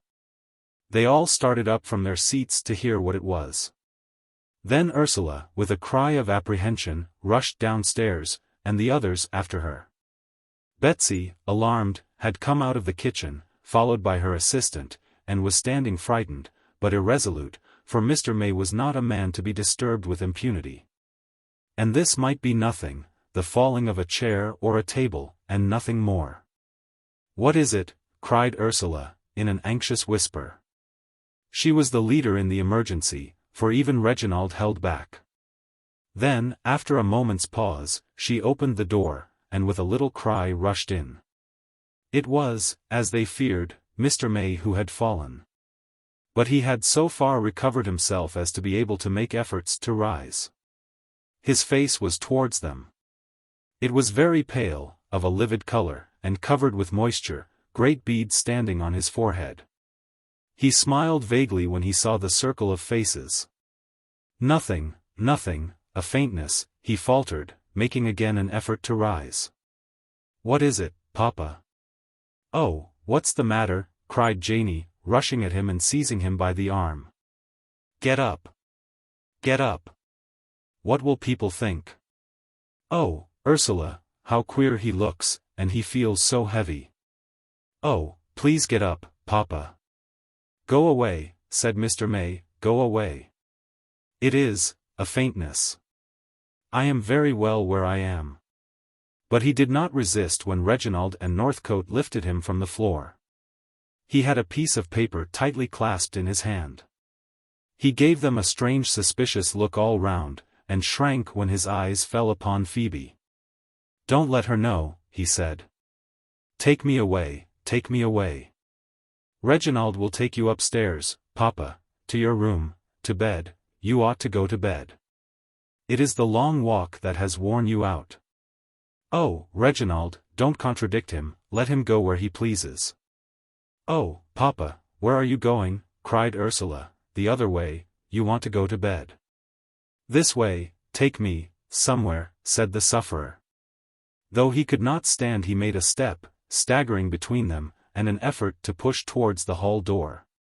And when they directed him in the other direction to the staircase which led to his room, he struggled feebly yet violently with them. No, not there, he cried. The sudden confusion, dismay, and alarm into which the family was plunged, the strange sense of a catastrophe that came upon them, cannot be told. Ursula, calling out all the time that they were not to contradict him, insisted imperiously with words and gestures that he should be taken upstairs. Janey, altogether overcome, sat down on the lower steps of the staircase and cried. Reginald, almost as pale as his father, and not saying a word, urged him towards the stairs. To get him up to his room, resisting as well as he could, and moaning inarticulate remonstrances all the way, was no easy business. As the procession toiled along, Phoebe was left below, the only one in possession of her faculties. She sent the housemaid hurriedly off for the doctor, and dispatched Betsy to the kitchen. Hot water is always wanted, said Phoebe, see that you have enough in case he should require a bath. Then with her usual decision she stepped back into the study. It was not vulgar curiosity which was in Phoebe's mind, nor did it occur to her that she had no right to investigate Mr. May's private affairs. If she could find what had done it, would not that be a great matter, something to tell the doctor, to throw light on so mysterious a seizure? Several bits of torn paper were lying on the floor. But only one of these was big enough to contain any information. It was torn in a kind of triangular shape, and contained a corner of a letter, a section of 3 lines. Must have mistaken the date. Presented today. Paid by Tozer. Was what she read. She could not believe her eyes. What transactions could there be between her grandfather and Mr. May? She secured the scrap of paper, furtively putting it into her pocket. It was better to say nothing either to the doctor, or anyone else, of anything so utterly incomprehensible. It oppressed Phoebe with a sense of mystery and of personal connection with the mystery, which even her self-possession could scarcely bear up against. She went into the kitchen after Betsy, avowedly in anxious concern for the boiling of the kettle. Hot water is good for everything, said Phoebe. Mamma says a hot bath is the best of remedies. Did Mr. May have anything to worry him, Betsy? I suppose it is only fatigue, and that he has taken too long a walk. I don't believe in the long walk, miss, said Betsy, it's that Cotstein as is always tormenting with his dirty letters. When that man comes bothering here, master is always put out. Cotstein? I don't know the name. Don't say nothing, miss, said Betsy, sinking her voice, but you take my word it's money. Money's at the bottom of everything. It's something, as sure as you're alive, as master has got to pay. I've been a deal with gentlefolks, added Betsy, and ne'er a one of them can abide that. Chapter 40. The Sinned Against. Phoebe's mind was full of many and somewhat agitating thoughts. She went upstairs with a restless haste, which she would have been the first to condemn, to the room where the others were congregated, when they had laid Mr. May on his bed with no small difficulty, and were now consulting what to do. Ursula had fallen a little from the position of command she had taken up.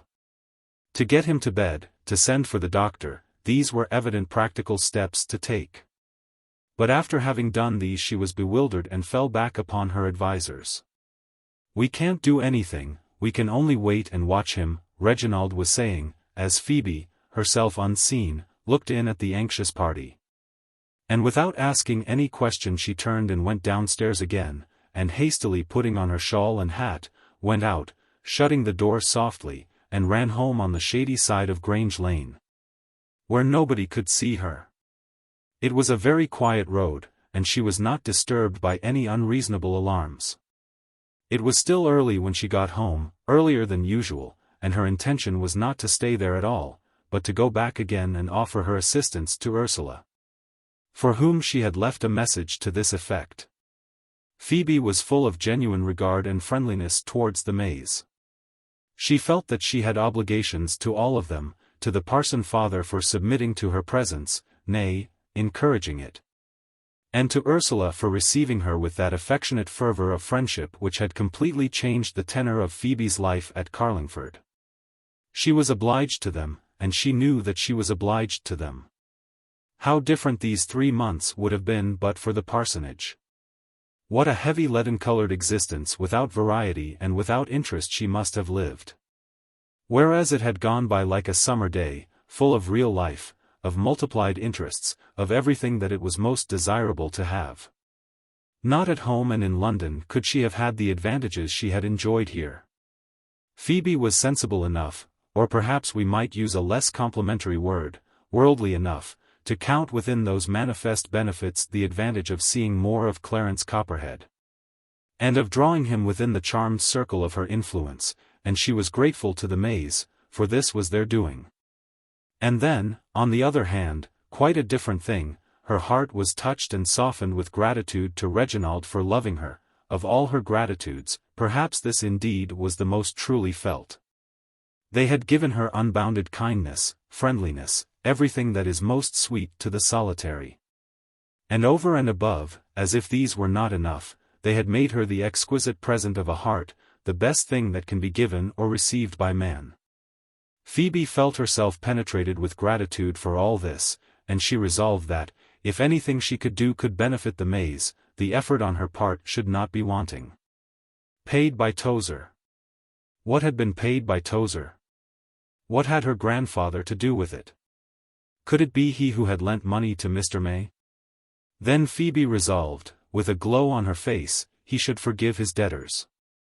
She went in with her mind fully made up, whatever might happen, to be the champion of the sufferer, the saviour of the family. This would show them that their kindness had been appreciated. This would prove even to Reginald that, though she would not sacrifice her own prospects by marrying him, yet that she was grateful to him, to the bottom of her heart. Her mind was full of generous ardour as she went in. She knew her power, her grandfather had never yet refused her anything, never resisted her, and it did not seem likely that he should begin now. Mrs. Tozer was by herself in the parlour, dozing over the fire. She woke up with a little start when Phoebe came in and smiled at the sight of her. "I didn't expect as you'd have come so soon," she said. "You've broke up early tonight, darling. Couldn't you have no music? I didn't look for you for an hour or more. You know, Grandmamma, it is Mr. Copperhead who teases me most for music, and he is not here." "Yes, yes, I know," said the old lady, nodding her head with many smiles. "I know a deal more about it than you think for, Phoebe, and don't you think as I disapprove, for it's quite the other way. But you won't tell me as there ain't others as cares for music as well as young Copperhead. I've seen one as couldn't take his eyes off of you while you were playing." "Hush, Grandmamma. The others like music for music's sake, or perhaps for my sake, but Mr. Copperhead likes it for his own sake, and therefore he is the one who insists upon it. But this is not the reason why I have come home so soon. Mr. May has been taken suddenly ill." "Lord bless us," cried Mrs. Tozer, "dearie, dearie me. I'm very sorry, poor gentleman. I hope it ain't anything serious. Though he's a church parson, he's a very civil-spoken man, and I see his children drag him into his own house one day as me and Tozer was passing. I said to Tozer at the time, you take my word, whatever folks say, a man as lets his children pull him about like that ain't a bad one. And so he's ill, poor man. Is there anything as we can do to help, my dear?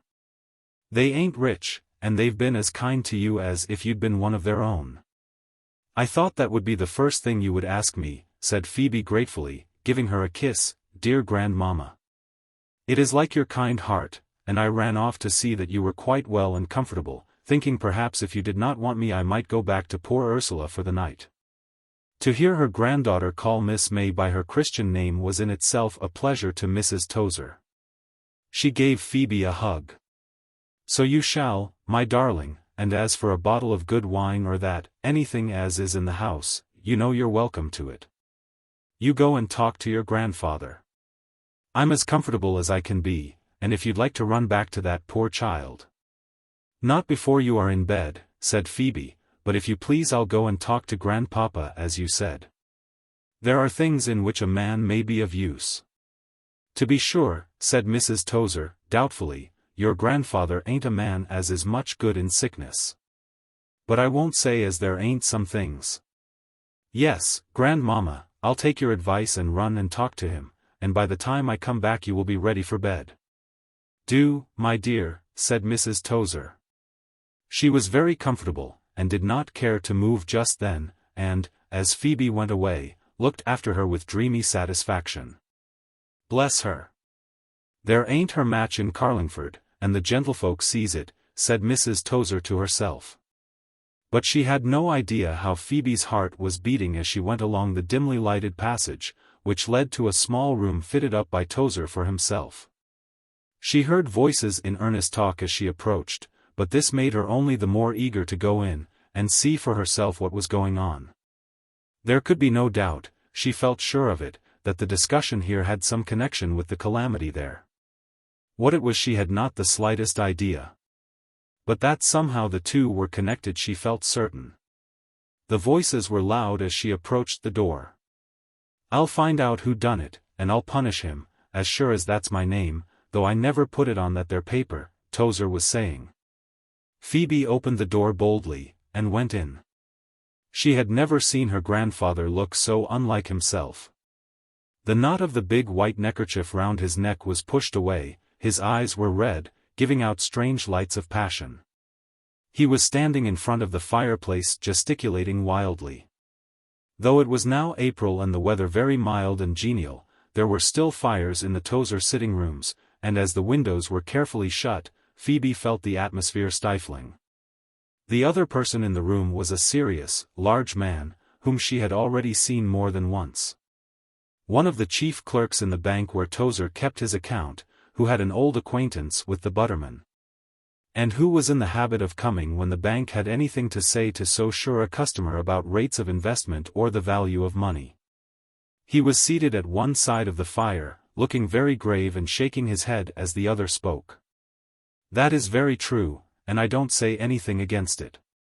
But, Mr. Tozer, I can't help thinking there's someone else in it than Catastrophe." "What one else?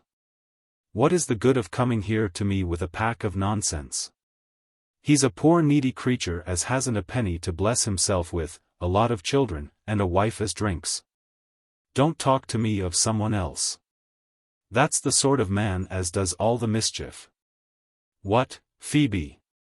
Run away to your grandmother, I don't want you here." "I am very sorry to interrupt you, grandpapa. Mayn't I stay? I have something to say to you." Tozer turned round and looked at her eagerly.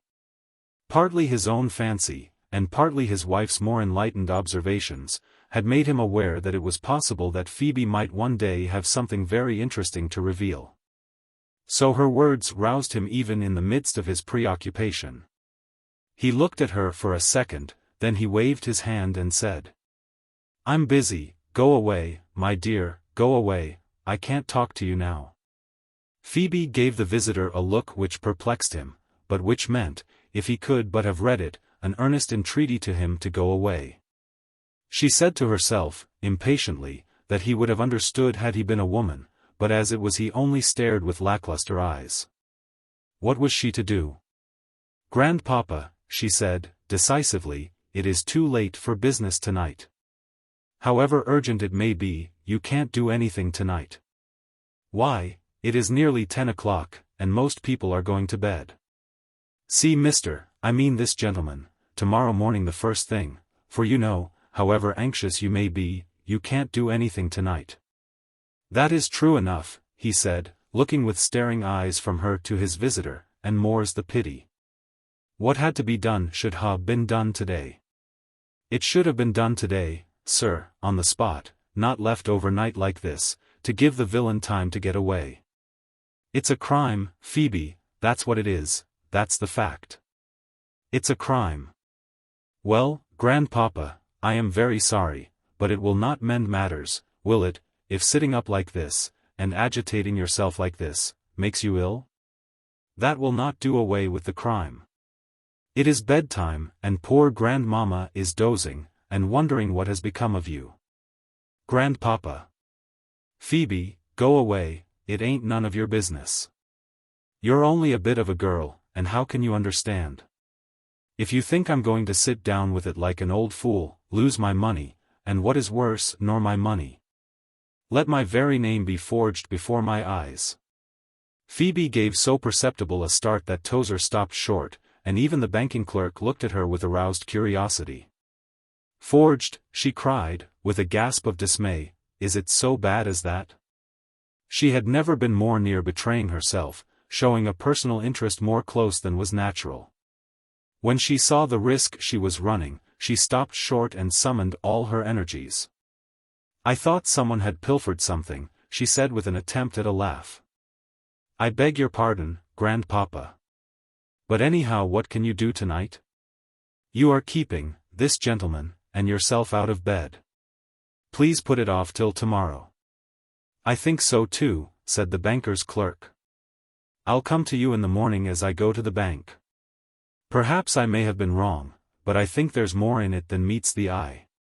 Tomorrow we can have the man Catastrophe up and question him. After he's had time to take himself off," said Tozer, vehemently. "You take my word he ain't in Carlingford, not now, let alone tomorrow." "Then that shows," said Phoebe, quietly, "that it is of no use making yourself ill tonight. Grandpapa, let this gentleman go, he wants to go, and I have something to say to you. You can do anything that is necessary tomorrow." "I think so indeed," said Mr. Simpson, of the bank, getting up at last, "the young lady is quite right. We can't act hastily in a thing like this. Catastrophe's a man of good character, Mr. Tozer, all that has to be taken into account, and he is not a beggar. If he has done it, we can recover something at least. But if he has been taken advantage of, I think the young lady is a good counsellor, and that it's much the best to wait till tomorrow." Phoebe seized upon her grandfather's arm to restrain him, and held him back. "Good night," she said, "grandpapa, stay with me, I have something to say to you. Listen. You don't think me very silly, do you, grandpapa dear?" "Silly," he said, listening to the steps of the departing visitor as they receded along the passage. "What has a chit like you to do with business? I tell you it'll kill me. Me a signing of accommodation bills for a bit of a small shopkeeper like that Catastrophe. I tell you it'll make an end of me, that will, unless I gets my money and clears myself afore the world. And here you've been and sent away Simpson, and who's to manage for me? I ain't a lawyer to know what to do.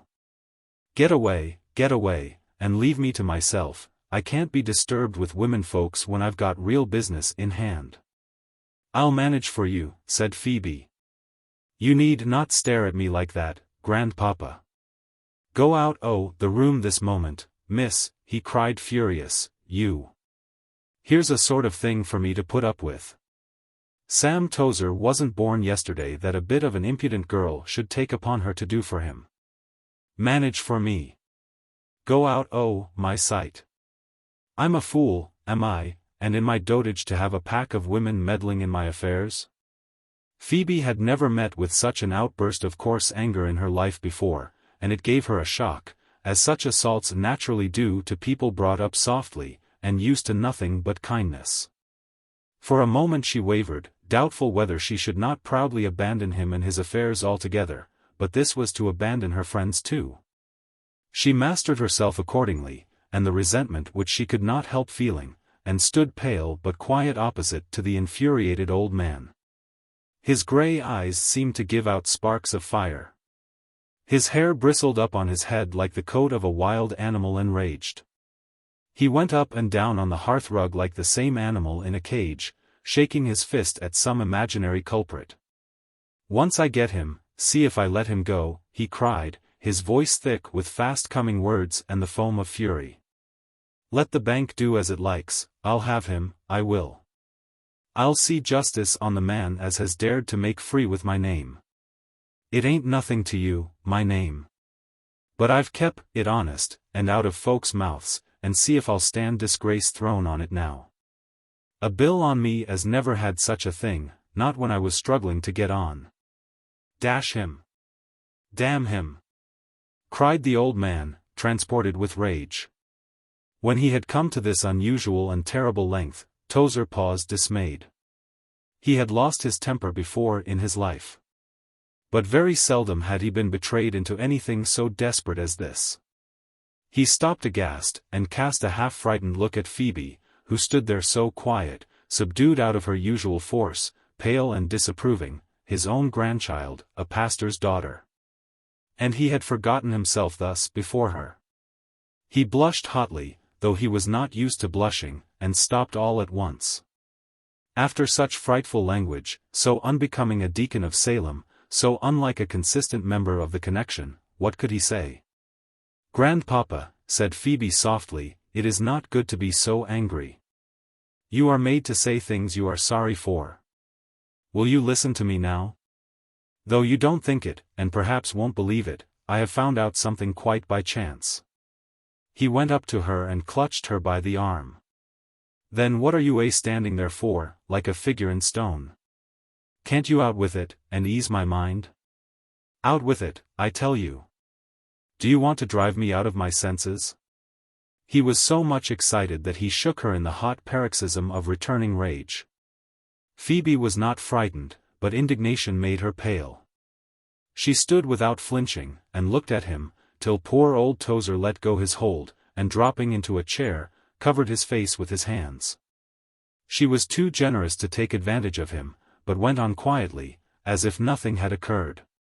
"Grandpapa, as I tell you, I have found out something by chance that has to do with the thing that troubles you, but I don't know quite what it is." "Tell me first, and then, is this the thing?" said Phoebe, curiously, taking up a slip of paper from the table, a stamped piece of paper, in a handwriting which seemed horribly familiar to her, and yet strange. Tozer nodded at her gloomily, holding his head between his hands, and Phoebe read over the first few words before her with an aching heart, and eyes that seemed to ache in sympathy. Only a few words, but what evidence of guilt, what pitiful misery in them. She did not even think so much of the name on the back, which was and was not her grandfather's name. The rest of the bill was written in a hand disguised and changed, but she had seen a great deal of similar writing lately, and she recognized it with a sickening at her heart.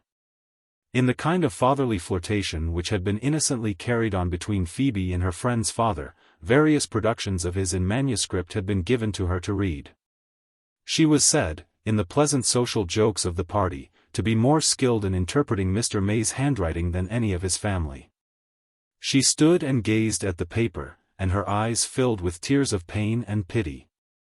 The openness of this self-betrayal, veiled as it was with a shadow of disguise which could deceive no one who knew him, went to Phoebe's heart. What could he have done it for? Mere money, the foolish expenses of every day, or, what would be more respectable, some vague mysterious claim upon him, which might make desperate expedients necessary. She stood, temporarily stupefied, with her eyes full, looking at that pitiful, terrible, guilty bit of paper, stupefied by the sudden realization of her sudden guess at the truth, though, indeed, the truth was so much more guilty and appalling than any guess of hers. "Well," said Tozer, "you've seen it, and now what do you think of it?" "That's my name, mind you, my name. I hope the Almighty will grant me patience. Stuck on to what they calls a kite, an accommodation bill. What do you think of that, Miss Phoebe?" If I had hold of him, if I had him under my fists, if I had him by the scruff of the neck. Grandpapa, doesn't it say in the Bible we are to forgive when harm is done to us? Phoebe had begun to tremble all over. For the first time she doubted her own power. He got up again, and began to prowl about the table, round and round, with the same wild look in his eyes. "I am not one as would go again Scripture," he said, gloomily. "But that's a spiritual meaning as you're too young to enter into. You don't suppose as Scripture would approve of crime, or let them escape as had wronged their fellow creatures? There wouldn't be no business, no justice, no trade, on such a rule as that. But, Grandpapa, don't you but me. You've seen me in good spirits and good temper, Phoebe, my girl. But you don't know old Sam Tozer when his spirit's up." Him," cried the old man, striking his hand violently on the table, "and you may tell your father, as is a minister, that I said so. The Bible's spiritual, but there's trade, and there's justice. A man ain't clear of what he's done because you forgive him. What's the law for else? Forgive. You may forgive him as fast as you like, but he's got to be punished all the same. But not by you. By the law," cried Tozer. His inflamed eyes seemed to glare upon her, his rough grey hair bristled on his head, a hot redness spread across his face beneath his fiery eyes, which seemed to scorch the cheek with angry flames. "The law that ain't a individual. That's for our protection, whether we like it or not. What's that got to do with forgiving? Now, looking at it in a public way, I ain't got no right to forgive.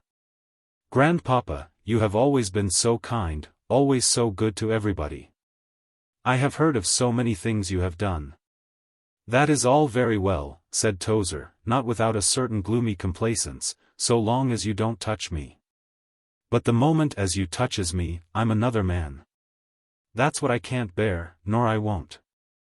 Them as tries their tricks upon me shan't be let off, neither for wife nor child. And don't you think, my girl, though you're Phoebe, Junior, that you are going for to come over me?" Phoebe could not but shiver in her fright and agitation. But distressed and excited as she was, she found means to take a step which was important indeed, though at the moment she did not fully realize its importance, and did it by instinct only. She had a handkerchief in her hand, and almost without consciousness of what she was doing, she crushed up the miserable bit of paper, which was the cause of so much evil and misery, in its folds. He was far too impassioned and excited to observe such a simple proceeding. It was the suggestion of a moment, carried out in another moment like a flash of lightning.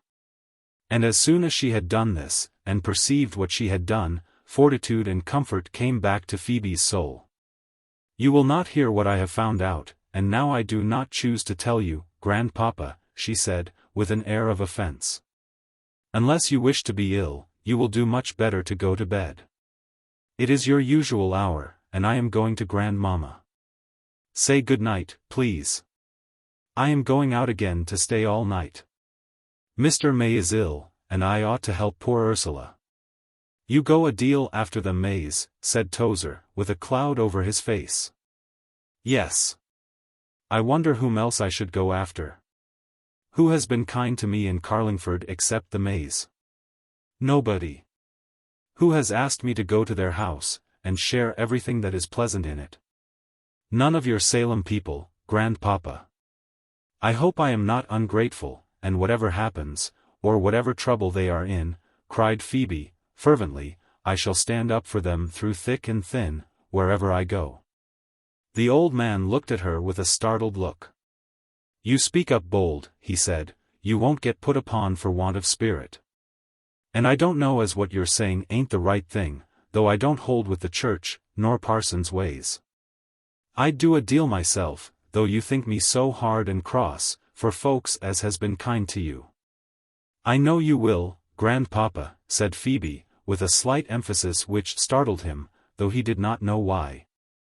And she kissed him before she went to her grandmother, which she did with a perfectly composed and tranquil mind. It was astonishing how the crackle of that bit of paper in her handkerchief calmed and soothed her. She recovered her breath, her color, and her spirits. She ran up to her room and changed her dress, which was silk, for a soft merino one, which made no rustling. And then she folded the bill carefully, and put it into the safe keeping of the little purse which she always carried in her pocket. No one would think of searching for it there, and she would always have it at hand whatever happened.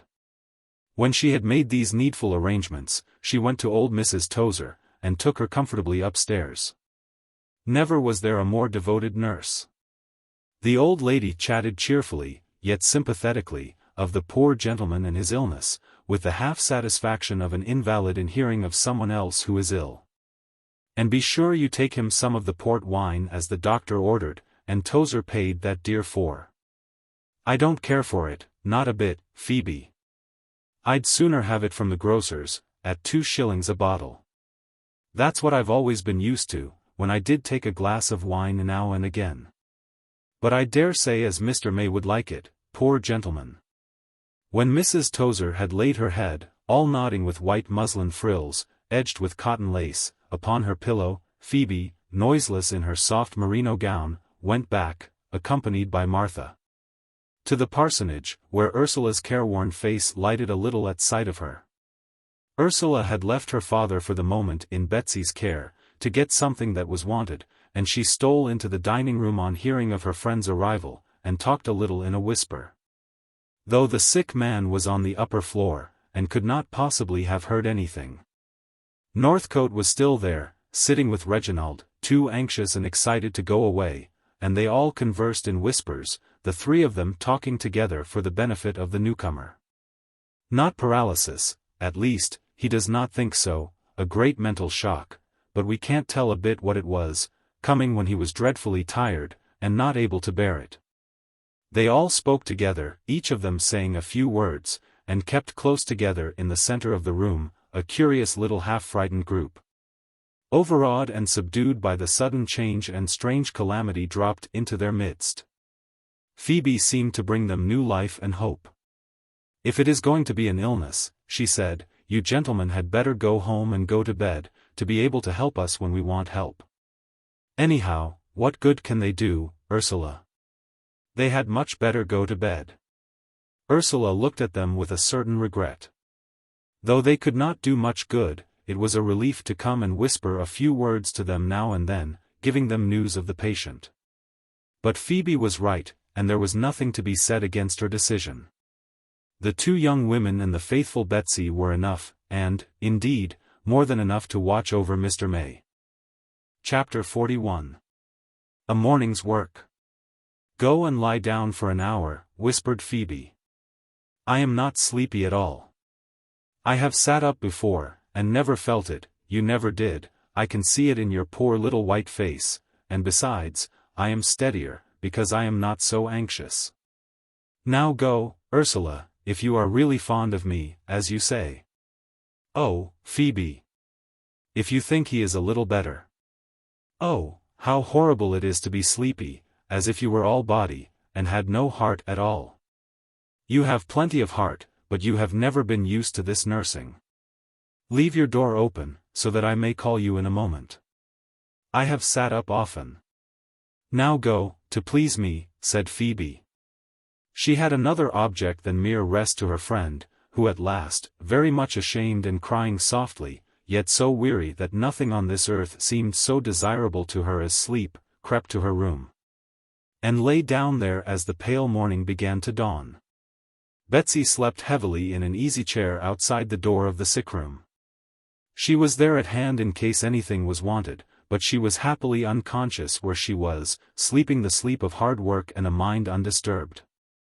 Phoebe had seen that the patient was stirring out of the dull doze in which his faculties had been entirely stilled and stupefied. He was rousing to uneasiness, if not to full consciousness. 2 or 3 times he made a convulsive movement, as if to raise himself. Once his eyes, which were half open, seemed to turn upon her with a vague glimmer of meaning. How strangely she felt towards him, as she sat there in the grey of the morning, sole guardian, sole confidant of this erring and miserable man. The thought ran through her with a strange thrill. He was nothing to her, and yet he was absolutely in her power, and in all heaven and earth there seemed no one who was capable of protecting him, or cared to do so, except herself only.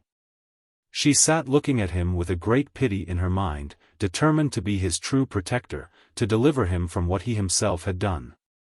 She had not realized at first what it was he had done, and indeed it was only now that its full enormity, or rather its full consequences, which were the things that affected her most urgently, made themselves apparent to her.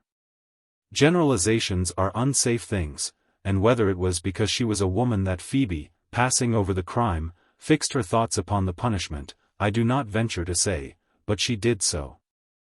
After all, a few lines of writing on a bit of paper is not a crime which affects the imagination of the inexperienced. Had it been a malicious slander, Phoebe would have realized the sin of it much more clearly. But the copy of her grandfather's signature did not wound her moral sense in the same way, though it was a much more serious offense. That Mr. May could have intended to rob him of the money appeared impossible to her, and no doubt the borrowing of the signature was wrong, very wrong. Yes, of course it was horribly, fatally wrong. But still it did not set her imagination aglow with indignant horror, as smaller affairs might have done. But the consequences, disgrace, ruin, the loss of his position, the shame of his profession, moral death indeed, almost as frightful as if he had been hanged for murder. She shivered as she sat by him, veiled by the curtain, and thought of her grandfather's vindictive fierceness. Only she stood between him and destruction, and Phoebe felt that it was by no legitimate means that she was doing so, not by her influence over her grandfather as she had hoped, but only by an unjustifiable expedient which in itself was a kind of crime. This, however, brought a slight smile on her face.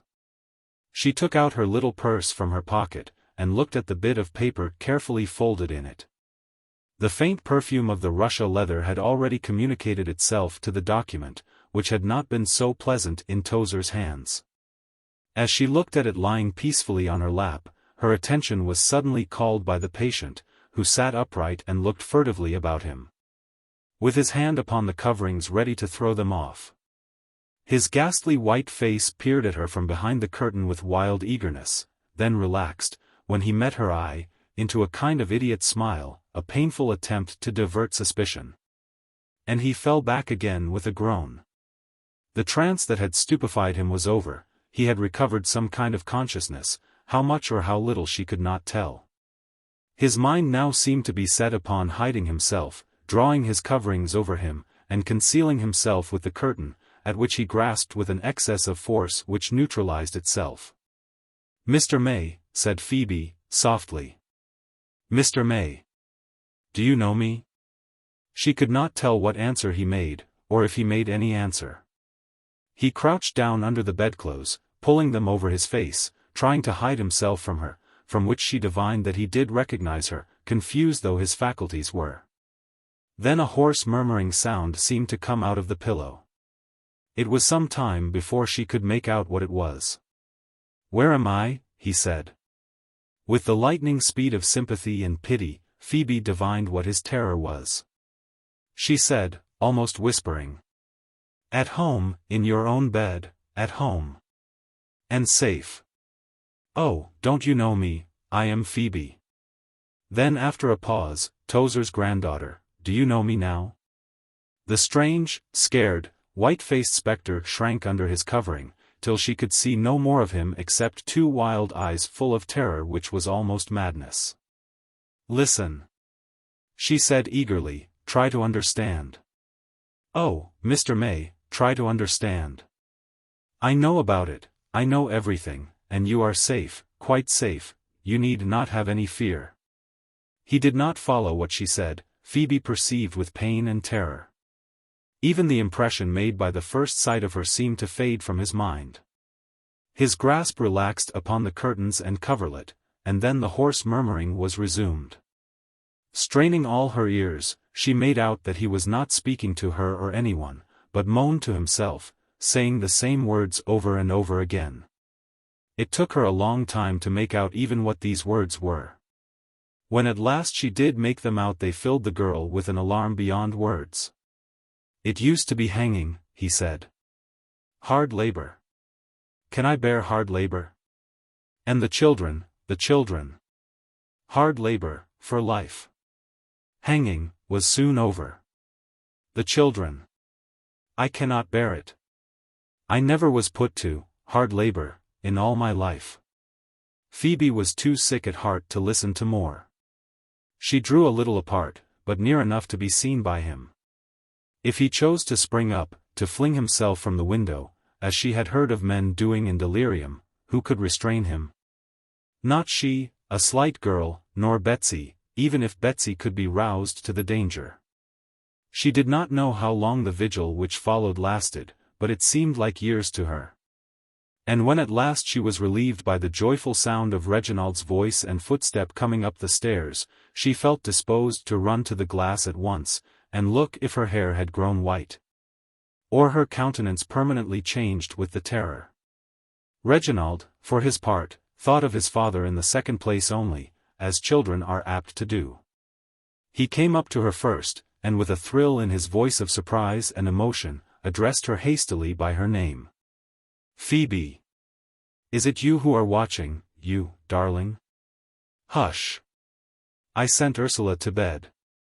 She was so tired. Don't leave him." "I am frightened," cried Phoebe. "He is wandering in his mind." "Oh, don't leave him, Mr. May." "I will do exactly as you tell me," said Reginald, in a confused transport of feeling, the very anxiety in his mind helping to destroy his self-control. He stooped down and kissed her hands before she could divine what he was about to do. "Only you or an angel would have done it," he cried, with a tremulous voice. Was it not natural that he should think that some thought of him had made Phoebe so careful of his father? His heart was swelling, too full to hold, with a sudden joy, which expanded the pain, and made that greater too. "Oh, what does it matter about me? Mr. May, think what I am saying. Don't leave him for a moment. He might throw himself out of the window, he might do some harm to himself." "Ah!" again, said Phoebe, trembling.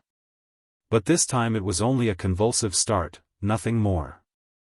The patient dropped down again softly upon his pillows, and relapsed into his doze, if doze it could be called, in which his faculties were but half dormant. And his open eyes contradicted all the appearances of natural sleep. When she was relieved from the sick room, and now she had a double motive in getting away, Phoebe stole softly into the faded little place where Ursula lay, still fast asleep, though fully dressed, and bathed her face and strained eyes. "I wonder if my hair is grey underneath," she said to herself. "I wonder nothing has happened to me." But a great deal had happened to her. Such a night is rarely encountered by so young a creature, or such an alarming charge undertaken. And sudden hot kisses upon little, cold, agitated hands, worn by fatigue to nervous perception of every touch, are very exciting and strange to a girl. They had given her a kind of electric shock. She was not in love with Reginald, and therefore she felt it all the more, and her heart was still throbbing with the suddenness and excitement of the incident. And after she had made an effort to get over this, there remained upon her mind the disturbing burden of a knowledge which no one shared, and a responsibility which was very heavy and terrible, and too tremendous for her slight shoulders.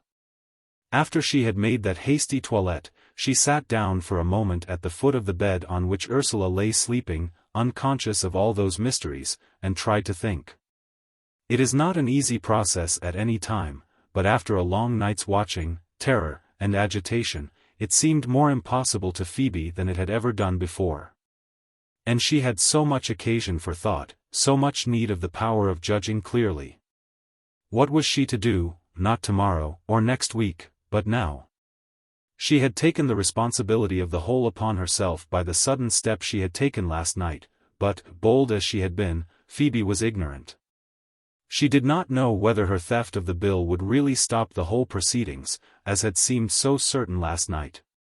And what if she was found out, and compelled to return it, and all her labor lost? A panic took possession of her as she sat there at the foot of Ursula's bed, and tried to think. But what is the use of trying to think? The more you have need of them, the more all mental processes fail you. Phoebe could no more think than she could fly. She sat down very seriously, and she rose up in despair, and, thought being no longer among her possibilities, resolved to do something at once, without further delay. Which would be a consolation to herself at least.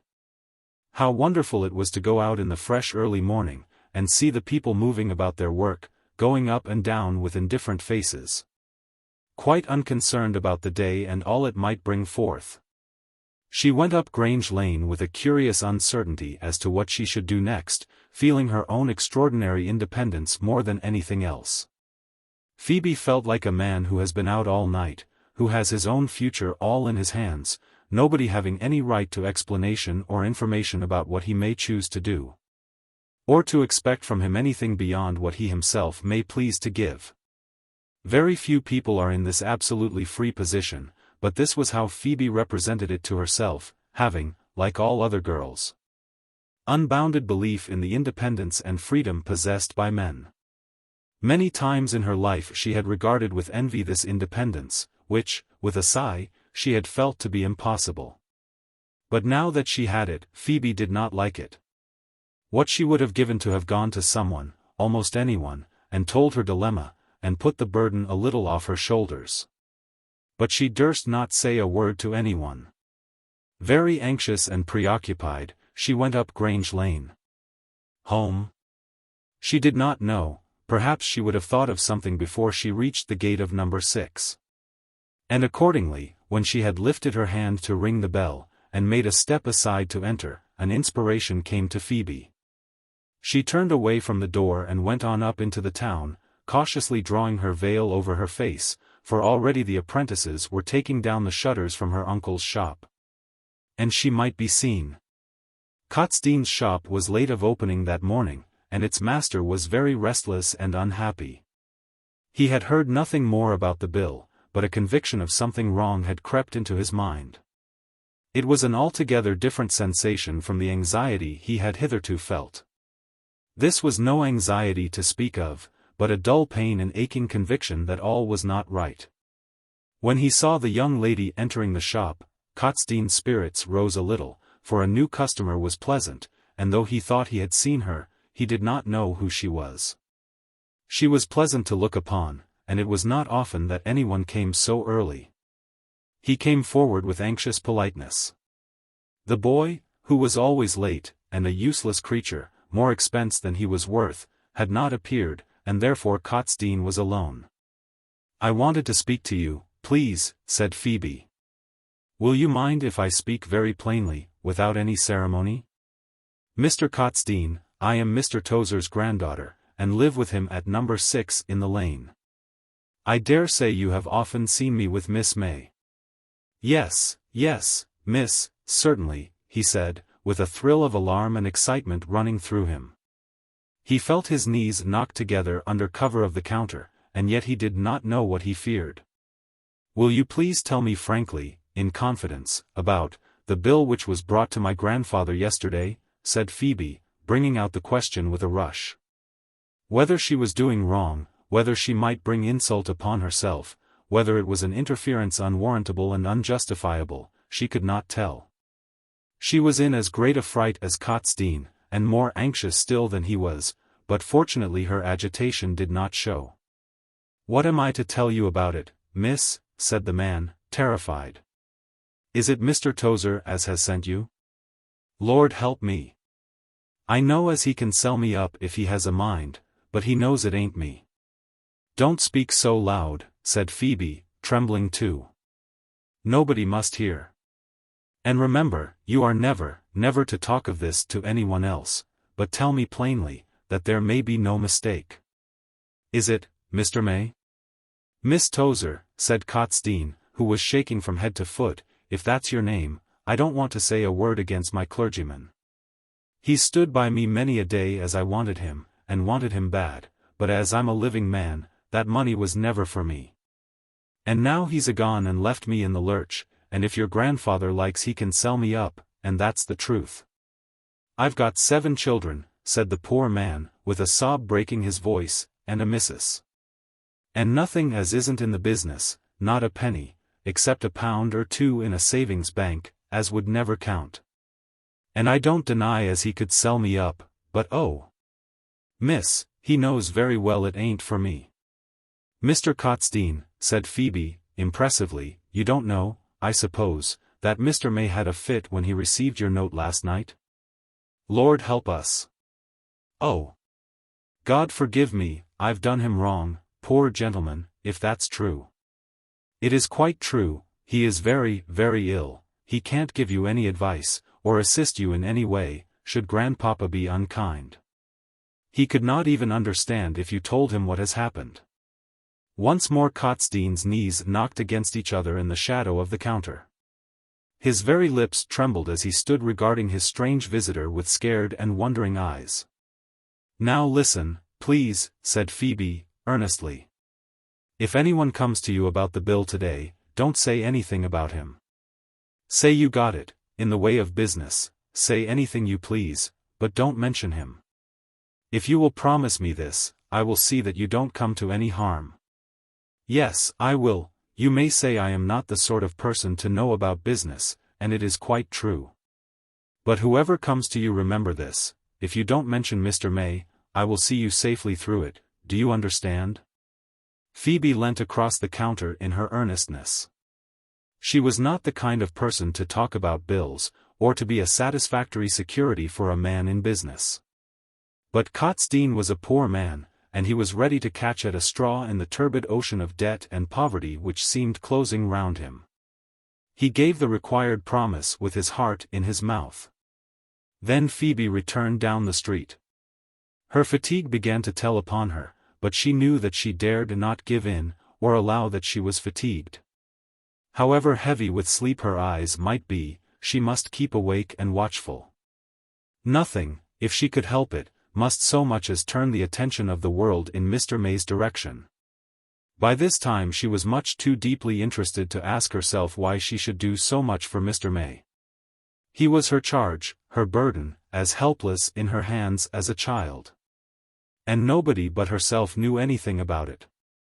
It was characteristic of Phoebe's nature that she had no doubt as to being perfectly right in the matter, no qualm lest she should be making a mistake. She felt the weight upon her of the great thing she had undertaken to do, with a certain half-pleasing sense of the solemnity of the position and of its difficulties. But she was not afraid that she was going wrong or suffering her fancy to stray further than the facts justified. Neither was she troubled by any idea of going beyond her sphere by interfering thus energetically in her friend's affairs. Phoebe did not easily take any such idea into her head. It seemed natural to her to do whatever might be wanted, and to act upon her own responsibility. Her self-confidence reached the heroic point.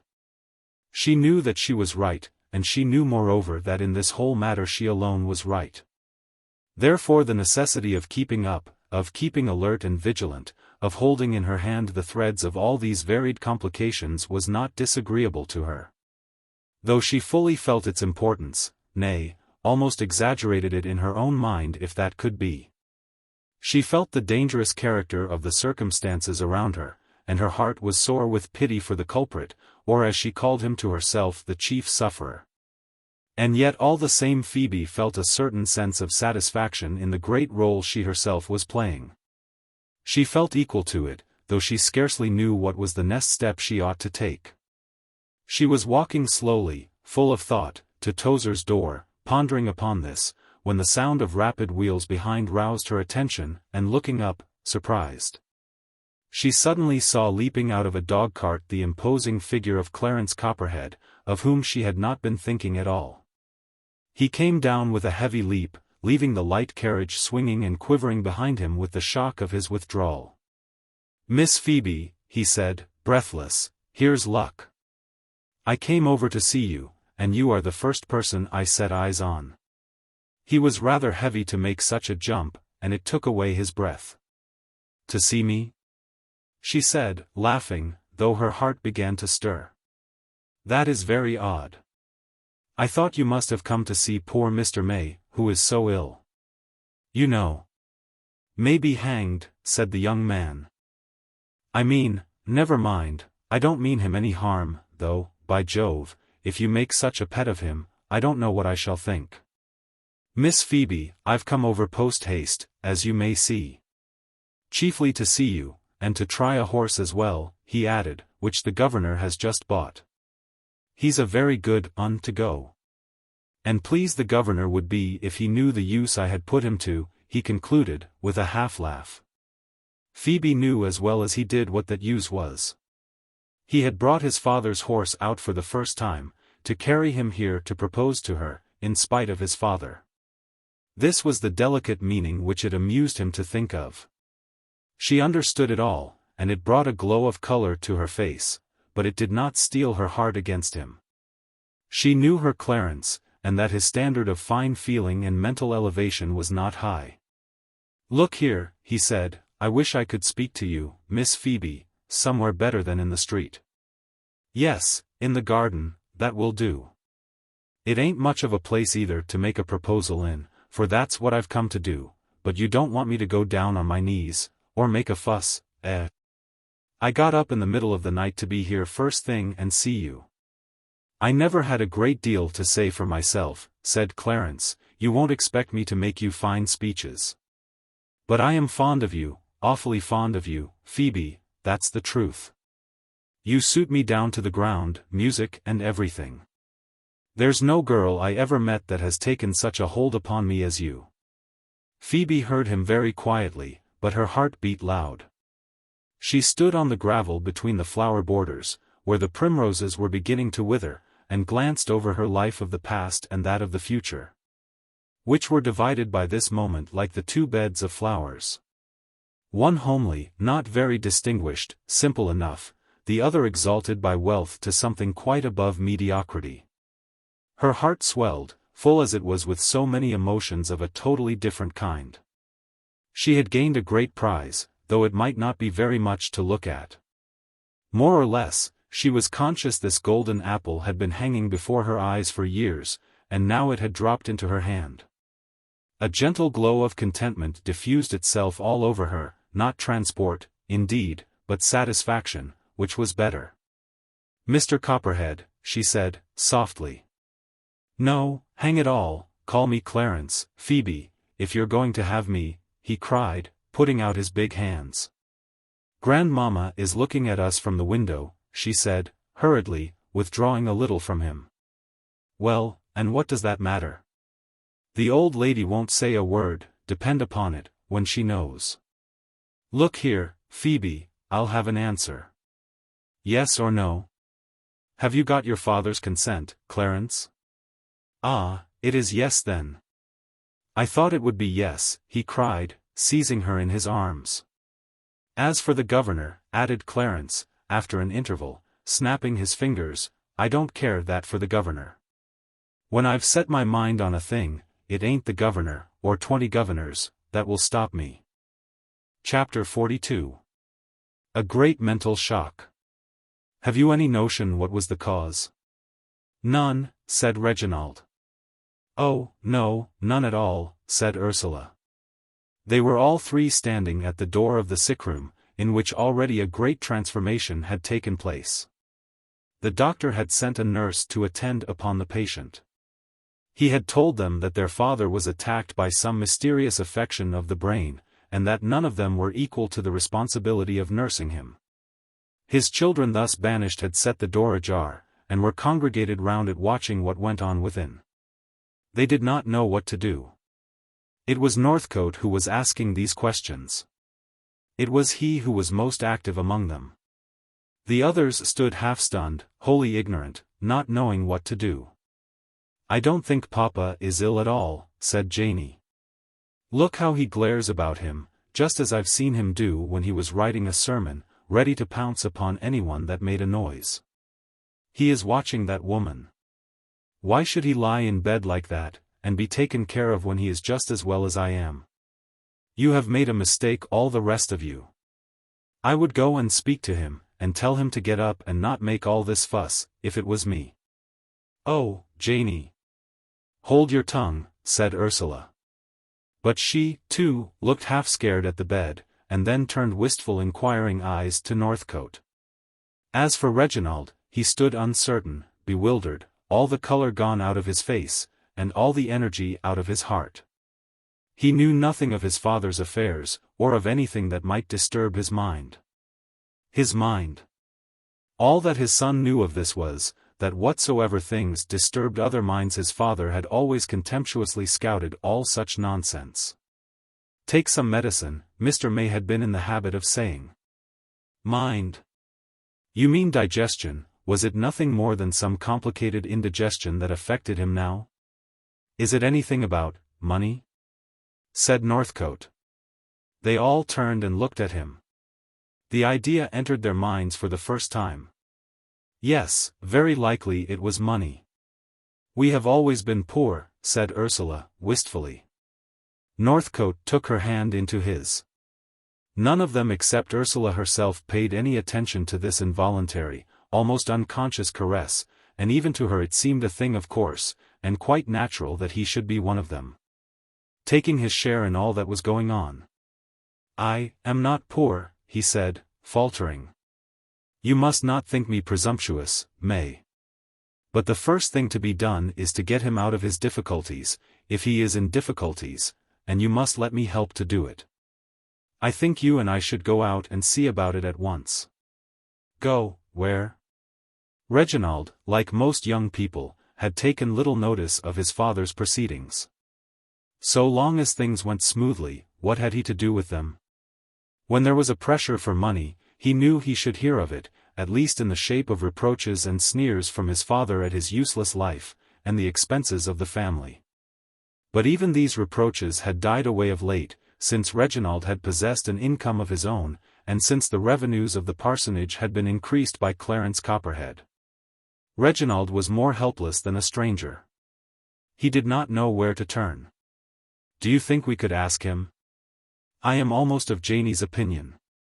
I don't think he is so ill as he seems." And then they all paused and looked again into the room. The nurse was moving softly about, putting everything in order, and Mr. May watched her from the bed with the keenest attention. His face was still livid and ghastly in color, but his eyes had never been so full of eager fire in all the experience of his children. He watched the woman with a close attention which was appalling. Sometimes he would put his covering half aside as if with the intention of making a spring. He was like some imprisoned animal seeing a possibility of escape. They looked at him, and then at each other, with a miserable helplessness. What could they do? He was their father, but they knew nothing about him, and just because he was their father they were more slow to understand, more dull in divining his secrets than if he had been a stranger. When there came at last a suggestion out of the silence, it was Northcote who spoke. "I don't see how you can leave him, May.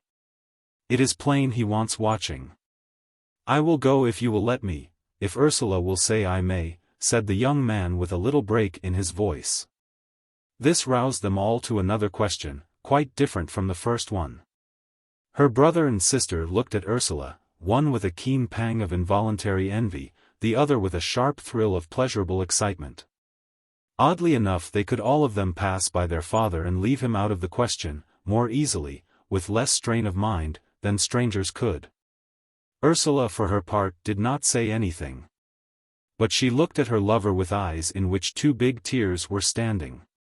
She could scarcely see him through those oceans of moisture, bitter and salt, yet softened by the sense of trust in him, and rest upon him.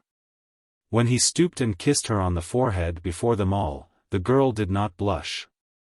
It was a solemn betrothal, sealed by pain, not by kisses.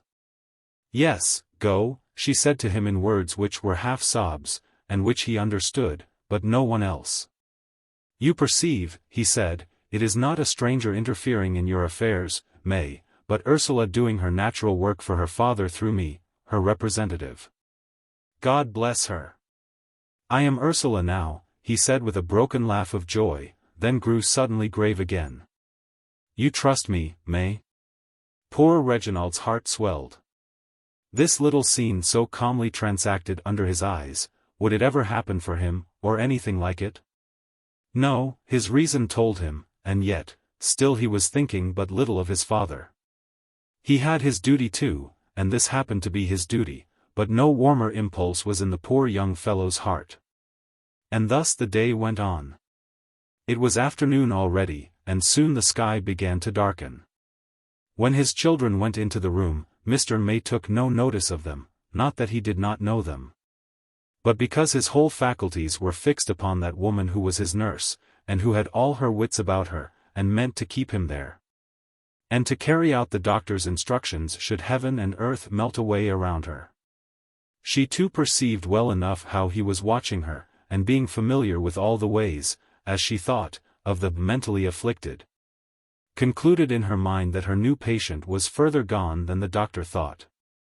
"I hope as you'll stay within call, sir," she said significantly to Reginald, "when they're like that, as soon as they breaks out they're as strong as giants. But I hope he won't break out, not today." Reginald withdrew, shivering, from the idea thus presented to him.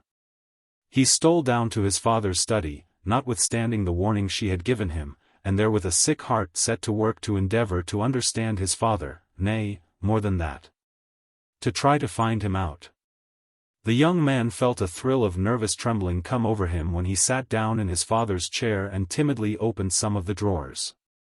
Mr. May was in many respects as young a man as his son, and Reginald, and he had never been on those confidential terms which bring some fathers and sons so very close together. He felt that he had no business there spying upon his father's privacy. He could not look at the papers which lay before him. It seemed a wrong of the first magnitude, wrought treacherously, because of the helplessness of the creature most concerned. He could not do it. He thrust the papers back again into the drawer.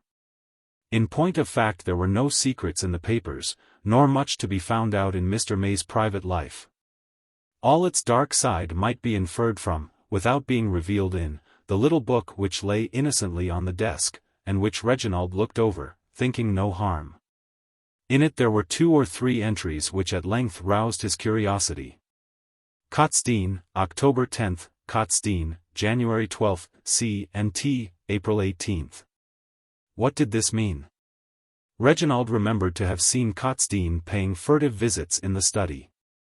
He recollected him as one of the few poor people for whom his father had a liking. But what could there be between them? He was puzzled, and as Betsy was passing the open door at the time, called her in. The evening was falling quickly, the day had changed from a beautiful bright morning to a rainy gusty afternoon, tearing the leaves and blossoms from the trees, and whirling now and then a shower of snowy petals, beautiful but ill-omened snow, across the dark window. Beyond that the firmament was dull, the clouds hung low, and the day was gone before it ought. When Betsy came in she closed the door, not fastening it, but still, Reginald felt, shutting him out too much from the sickbed, to which he might be called at any moment. But he was not alarmed by this, though he remarked it. He questioned Betsy closely as to his father's possible connection with this man. In such a moment, confidential, half-whispered interviews are the rule of a house. Everyone has so much to ask, so much to say in reply, so many particulars to comment upon which the rest may have forgotten. She would have liked to enter upon the whole story, to tell how the master was took, and how she herself had thought him looking bad when he came in, but even to talk about Catastrophe was pleasant. "I told Miss Beecham," said Betsy, "and I told the other gentleman, Mr. Northcote, as was asking me all about it. It's months and months since that Catastrophe got coming here, years I may say. And whenever he came master looked bad. If you'll believe me, Mr. Reginald, it's money as is at the bottom of it all." "Money? Hush, what was that?" I thought I heard something upstairs. Only the nurse, sir, as is having her tea. I'm ready to take my oath as it's money. I've been in service since I was 9 years old, said Betsy. I've had a deal of experience of gentlefolks, and it's always money as is the thing as sets them off their head. That's what it is. If that Cotstein didn't come here something about money, never you believe me no more. Cotstein. A poor shopkeeper. What could he have to do with my father's affairs? Reginald was not speaking to the woman, but drearily to himself. If this was the only clue to the mystery, what a poor clue it was. I dunno, sir, said Betsy, it ain't for me to tell. But one thing I'm sure of, Lord bless us, what's that? Reginald rushed to the door, nearly knocking her down as he pushed her aside with his hand. When they got outside, it was only the hat stand in the hall that had fallen, something having been torn off from it apparently in mad haste, and the door had opened and shut. Reginald rushed upstairs, where the nurse was sitting quietly at her tea, the bed curtains being drawn. All right, sir, he's in a nice sleep, said that functionary. I didn't light no candles, not to disturb him, poor gentleman. Reginald tore the curtains aside, then turned and dashed downstairs, and out into the windy twilight. In that moment of stillness and darkness the patient had escaped. He could see a strange figure walking rapidly, already halfway up Grange Lane, and rushed on in pursuit without taking thought of anything. The sick man had seized upon a long coat which had been hanging in the hall, and which reached to his heels. Reginald flew on, going as softly as he could, not to alarm him. Where could he be going, utterly unclothed except in this big coat? Was it simply madness that had seized him, nothing more or less? He followed, with his heart beating loudly. There seemed nobody about, no one to whom he could make an appeal to help him, even if he could overtake the rapidly progressing fugitive. But even while this thought crossed his mind, Reginald saw another figure, broad and tall, developing in the distance, coming towards them, which stopped short, and put out an arm to stop the flight. Even that moment gave him the advantage, and brought him near enough to make out that it was Mr. Copperhead. The very man I want, he heard him say with his loud voice, putting his arm within that of Mr. May, who resisted, but not enough to attract the attention of the newcomer. As Reginald came up breathless and placed himself on his father's other side. The darkness prevented any revelation of the strange appearance of the fugitive, and Mr. Copperhead was not lively of perception in respect to people unconnected with himself. You, too, he cried, nodding at Reginald, come along. I've come to save that boy of mine from a little artful, come, both of you. The sight of a young fellow like himself will shame him more than anything, and you, May, you're the very man I want. Not there, for God's sake. Said Mr. May, with a hoarse cry, not there, my God. Reginald. It used to be hanging. Do you mean to give me up? Hold him fast, Reginald whispered in desperation, hold him fast. It is madness. Lord bless us, said Mr. Copperhead, but he was a man who was proud of his strength, and not given to timidity. He held his captive fast by the arm, while Reginald secured him on the other side. Why, what's this, May? Rouse yourself up, don't give in, man. No, you ain't mad, not a bit of you.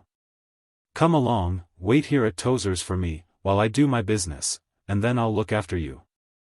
Come on. There was a violent but momentary struggle, then all at once the struggling man yielded and allowed himself to be dragged within the garden door. Was it because an ordinary policeman, one of the most respectful servants of the law, who would have saluted Mr. May with the utmost reverence, was just then coming up? He yielded. But he looked at his son with a wild despair which made Reginald almost as desperate as himself in maddening ignorance and terror. Ruin. Ruin, he murmured hoarsely, worse than death. Chapter 43. The Conflict. The day which had intervened between Phoebe's morning walk, and this darkling flight along the same road, had been full of agitation at the house of the Tozers. Phoebe, who would willingly have spared her lover anything more than the brief intercourse which was inevitable with her relations, could find no means of sending him away without breakfast. She had escaped from him accordingly, weary as she was, to make arrangements for such a meal as she knew him, even in his most sentimental mood. To love, a thing which required some time and supervision, though the house was always plentifully provided. When she had hastily bathed her face and changed her dress, she came back to the room where she had left him, to find him in careless conversation with Tozer, who only half recovered from the excitement of last night, but much overawed by a visit from so great a personage, had managed to put aside the matter which occupied his own thoughts. In order to carry on a kind of worship of Clarence, who was the son of the richest man he had ever heard of, and consequently appeared to the retired butterman a very demigod. Clarence was yawning loudly, his arms raised over his head in total indifference to Tozer, when Phoebe came into the room. And the old man seized upon the occasion of her entrance to perform another act of worship. "Ah, here's Phoebe at last. Mr. Copperhead's come in from the country, my dear, and he's going to make us proud, he is, by accepting of a bit of breakfast. I tell him it's a wretched poor place for him as has palaces at his command. But what we can give him is the best quality, that I answers for, and you're one as knows how things should be, even if we ain't grand ourselves. Have you palaces at your command, Clarence?" she said, with a smile. Notwithstanding the fatigue of the night, the fresh air and her ablutions, and the agitation and commotion of her mind, made Phoebe almost more animated and brilliant than usual. Her eyes shone with the anxiety and excitement of the crisis, and a little, too, with the glory and delight of success. For though Clarence Copperhead was not very much to brag of in his own person, he still had been the object before her for some time back, and she had got him. And yet Phoebe was not mercenary, though she was not in love with her heavy lover in the ordinary sense of the word. She went towards him now, and stood near him, looking at him with a smile. He was a big, strong fellow, which is a thing most women esteem, and he was not without good looks. And he would be rich, and might be thrust into a position which would produce both honor and advantage. And lastly, he was her own, which gives even the most indifferent article a certain value in some people's eyes. Palaces? I don't know, but nice enough houses. And you know you like a nice house, Miss Phoebe. Here, I haven't said a word to the old gentleman. Tell him, I ain't come all this way for nothing. You've always got the right words at your finger's end. Tell him, and let's get it over. I think I could eat some breakfast, I can tell you, after that drive." "Grandpapa," said Phoebe, slightly tremulous, "Mr. Copperhead wishes me to tell you that, Mr. Copperhead wishes you to know why." "Bless us," cried Clarence with a laugh. "Here is a beating about the bush. She has got her master, old gentleman, and that is what she never had before. Look here, I'm going to marry Phoebe. That's plain English without any phrases, and I don't know what you could say to better it. Is breakfast ready? I've earned it for my part. Going to marry Phoebe." Tozer gasped. He had heard from his wife that such a glory was possible, but now, when it burst upon him, the dazzling delight seemed too good to be true. It thrust the forgery and everything out of his head, and took even the power of speech from him. He got up and gazed at the young people, one after the other, rubbing his hands, with a broad grin upon his face, then he burst forth all at once in congratulation. "God bless you, sir. God bless you both. It's an honor as I never looked for. Rising in the world was never no thought of mine, doing your duty and trusting to the Lord is what I've always stood by. And it's been rewarded. But she's a good girl, Mr. Copperhead, you'll never regret it, sir. She's that good and that sensible, as I don't know how to do without her. She'll do you credit, however grand you may make her. And if it's any comfort to you, as she's connected with them as knows how to appreciate a gentleman," said Tozer, breaking down in his enthusiasm, his voice sinking into a whisper in the fullness of his heart. "Grandpapa," said Phoebe, feeling sharply pricked in her pride, with a momentary humiliation, "there are other things to be thought of," and she gave him a look of reproach which Tozer did not understand, but which Clarence did vaguely. Clarence, for his part, liked the homage, and was by no means unwilling that everybody should perceive his condescension and what great luck it was for Phoebe to have secured him. He laughed, pleased to wave his banner of triumph over her, notwithstanding that he loved her. He was very fond of her, that was true. But still her good fortune in catching him was, for the moment, the thing most in his thoughts. "Well, old gentleman," he said, "you ain't far wrong there. She is a clever one. We shall have a bad time of it with the governor at first. For, of course, when there's no money and no connections, a man like the governor, that has made himself, ain't likely to be too well pleased. As for money, Mr. Copperhead, sir," said Tozer with modest pride, "I don't see as there's anything to be said against Phoebe on that point. Her mother before her had a pretty bit of money, though I say it, as shouldn't." "Ah, yes, yes," said Clarence. "To be sure, but a little bit of coin like that don't count with us. The governor deals in hundreds of thousands, he don't think much of your little bits of fortunes. But I don't mind. She suits me down to the ground, does Phoebe. And I don't give that for the governor," cried the young man valiantly. As for Phoebe herself, it is impossible to imagine anyone more entirely put out of her place, and out of all the comfort and satisfaction in her own initiative which she generally possessed. Then this young woman was, while these two men talked over her so calmly. It is doubtful whether she had ever been so set aside out of her proper position in her life, and her nerves were overstrained and her bodily strength worn out, which added to the sense of downfall. With almost a touch of anger in her tone she, who was never out of temper, interrupted this talk.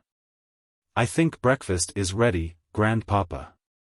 Mr. Clarence Copperhead wants some refreshment after his exertions, and in preparation for the exertions to come.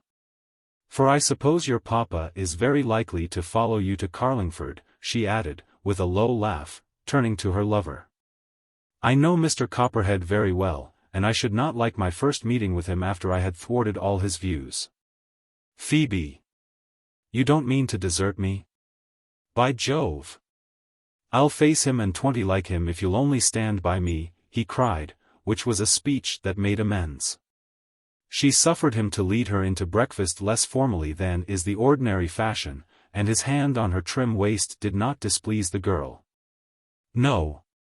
She understood him, knew that he was no great things, but yet he was hers, and she had always meant him to be hers, and Phoebe was ready to maintain his cause in the face of all the world. The breakfast was to Clarence's taste, and so was the company, even old Tozer, who sat with his mouth agape in admiration of the young potentate, while he recounted his many grandeurs. Clarence gave a great deal of information as to prices he had paid for various things, and the expenses of his living at Oxford and elsewhere, as he ate the kidneys, eggs, and sausages with which Phoebe's care had heaped the table. They had no pâté de foie gras, it is true, but the simple fare was of the best quality, as Tozer had boasted. Mrs. Tozer did not come downstairs to breakfast, and thus Phoebe was alone with the two men, who suited each other so much better than she could have hoped.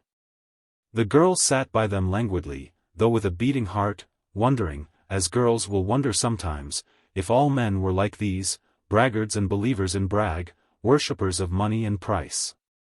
No doubt, young men too marvel when they hear the women about them talking across them of chiffons, or of little quarrels and little vanities. Phoebe had more brains than both of her interlocutors put together, and half a dozen more added on, but she was put down and silenced by the talk. Her lover for the moment had escaped from her. She could generally keep him from exposing himself in this way, and turn the better side of him to the light, but the presence of a believer in him turned the head of Clarence. She could not control him any more. "A good horse is a deuced expensive thing," he said. "The governor gave a cool 150 for that mare that brought me over this morning. He bought her from Sir Robert, but he didn't know, Phoebe, the use I was going to put her to. If he'd known, he'd have put that 150 in the sea rather than have his beast rattled over the country on such an errand. Here he stopped in the midst of his breakfast, and looked at her admiringly. "But I don't repent," he added.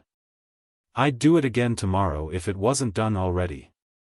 If you stand by me, I'll face him, and 20 like him, by Jove." "You don't say nothing," said her grandfather. "I wouldn't be so ungrateful. Gentlemen like Mr. Copperhead ain't picked up at every roadside." "They ain't, by Jove," said Clarence, "but she's shy, that's all about it," he added, tenderly. "When we're by ourselves, I don't complain. Poor Phoebe. She smiled a dismal smile, and was very glad when breakfast was over.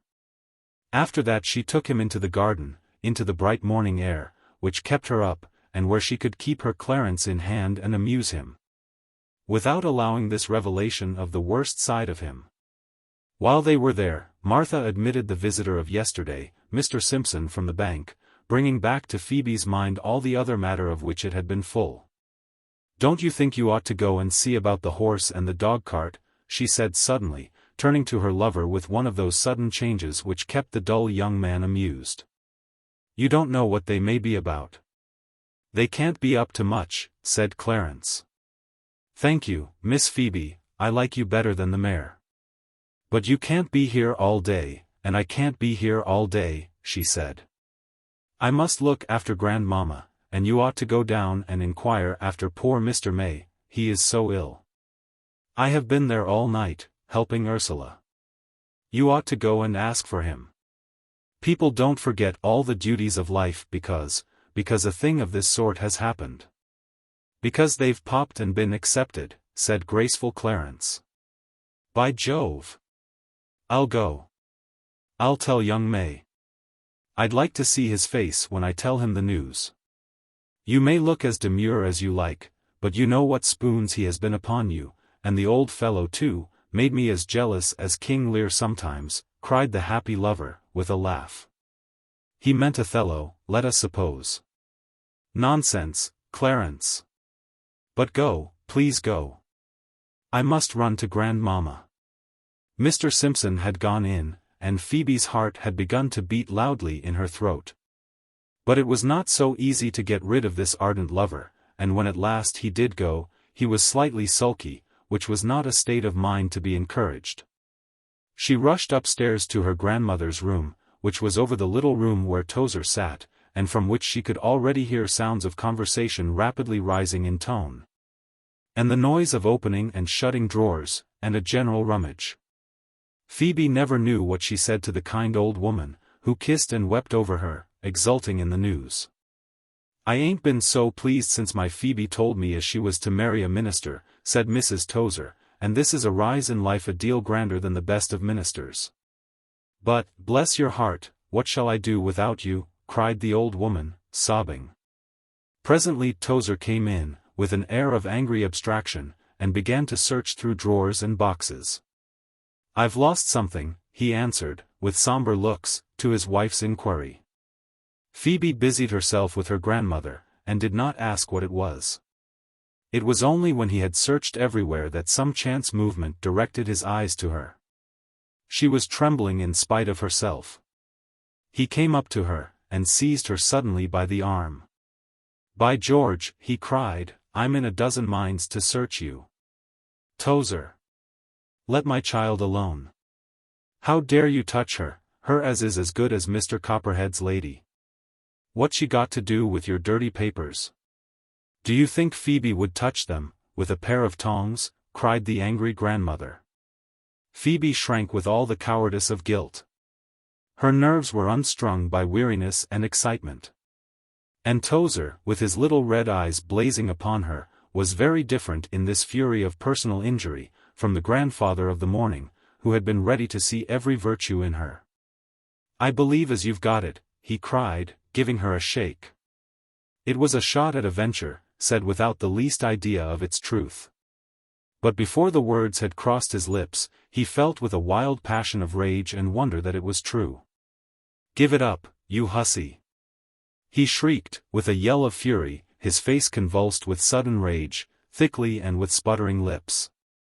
Tozer, cried his wife, flinging herself between them, take your hands off the child. Run to your room, my darling, he's out of his senses. Lord bless us all, Sam, are you gone stark staring mad? Grandpapa, said Phoebe, trembling, if I had it, you may be sure it would be safe out of your way.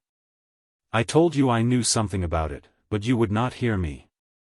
Will you hear me now? I'll make it up to you, double it, if you like. Grandmamma, it is a poor man he would drive to death if he is not stopped. Oh! cried Phoebe, clasping her hands, after what has happened this morning, will you not yield to me? And after all the love you have shown me? I will never ask anything, not another penny. I will make it up, only give in to me, for once in my life. Grandpapa! I never asked anything from you before. Give it up, you piece of impudence. You jade. You'd deceitful. He was holding her by the arm, emphasizing every new word by a violent shake, while poor old Mrs. Tozer dropped into a chair, weeping and trembling. Oh! It ain't often as he's like this, but when he is, I can't do nothing with him, she cried. But Phoebe's nerves strung themselves up again in face of the crisis. She shook him off suddenly with unexpected strength, and moving to a little distance, stood confronting him, pale but determined. If you think you will get the better of me in this way, you are mistaken, she said. I am not your daughter, how dare you treat me so? Grandmamma, forgive me. I have been up all night. I am going to lie down, said Phoebe. If Grandpapa has anything more to say against me, he can say it to Clarence. I leave myself in his hands. Saying this, she turned round majestically, but with an anxious heart, and walked away to her room, every nerve in her trembling. When she got there, Phoebe locked the door hastily, in genuine terror, and then she laughed, and then she cried a little. And to think it was here all the time, she said to herself, taking out the little Russia leather purse out of her pocket. She went into the closet adjoining her room, and buried it deep in her traveling trunk which was there, relieving herself and her mind of a danger. Then, Phoebe did what was possibly the most sensible thing in the world, in every point of view. She went to bed. Undressed herself quietly, rolled up her hair, and lay down with a grateful sense of ease and comfort. When Clarence comes back he will be disappointed. But even for Clarence a little disappointment will be no harm, said the sensible young woman to herself. And what comfort it was to lie down, and feel all the throbs and pulses gradually subsiding, the fright going off, the satisfaction of success coming back, and gradually a slumberous, delicious ease stealing over her. Of all the clever things Phoebe had done in her life, it must be allowed that there was not one so masterly as the fact that she, then and there, went to sleep. All this had taken up a good deal of time. It was 12 when Mr. Simpson of the bank disturbed the lovers in the garden, and it was 1 o'clock before Phoebe put a stop to all Tozer's vindictive plans by going to bed. What he said to Mr. Simpson, when he went back to him, is not on record. That excellent man of business was much put out by the long waiting, and intimated plainly enough that he could not allow his time to be thus wasted. Mr. Simpson began to think that there was something very strange in the whole business. Tozer's house was turned upside down by it, as he could hear by the passionate voices and the sound of crying and storming in the room above. But Cotstein was secure in his shop, apparently fearing no evil, as he had seen as he passed, peering in with curious eyes. What it meant he could not tell. But it was queer, and did not look as if the business was straightforward.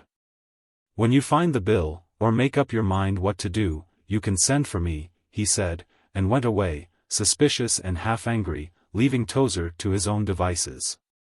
And the afternoon passed in the most uncomfortable lull imaginable. Though he believed his granddaughter to have it, he looked again over all his papers, his drawers, his wastebasket, every corner he had in which such a small matter might have been hid. But naturally his search was all in vain. Clarence returned in the afternoon, and was received by poor old Mrs. Tozer, very tremulous and ready to cry, who did not know whether she ought to distrust Phoebe or not, and hesitated and stumbled over her words till the young man thought his father had come in his absence, and that Phoebe had changed her mind.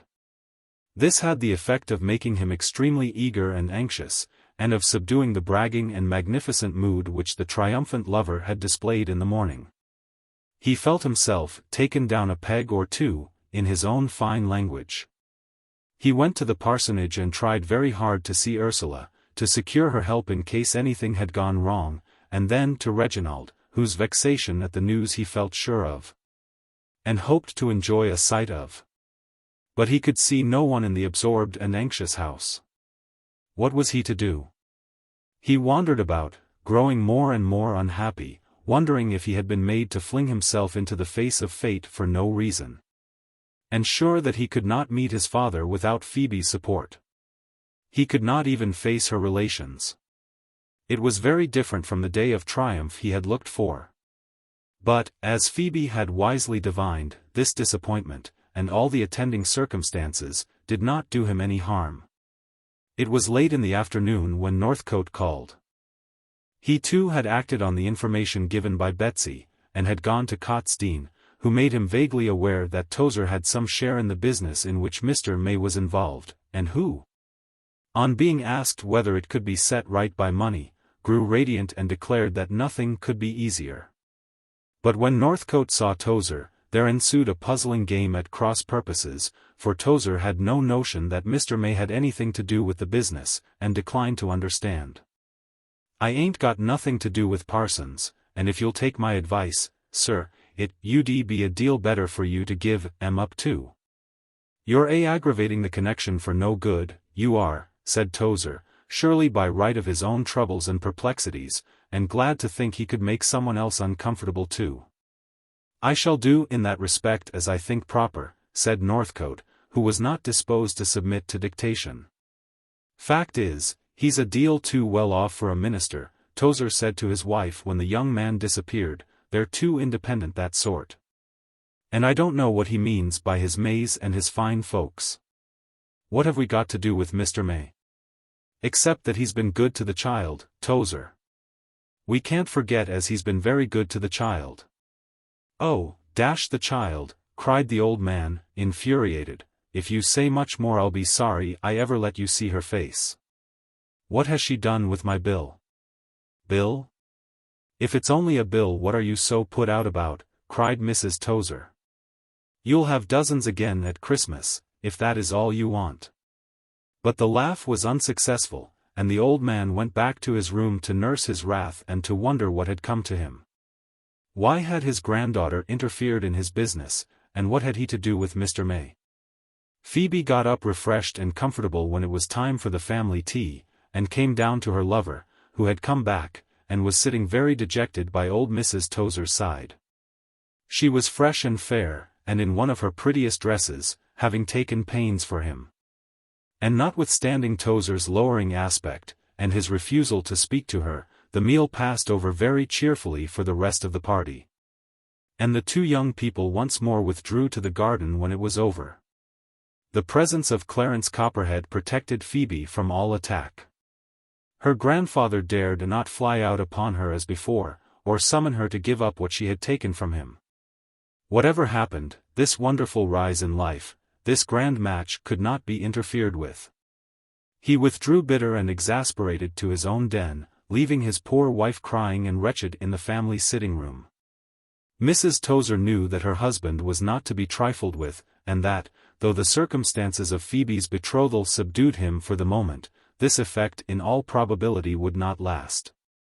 And she sat in terror, watching the moments as they passed, and trembling to think what might happen when the young pair came in again, or when Clarence at last went away, leaving Phoebe with no protection but herself.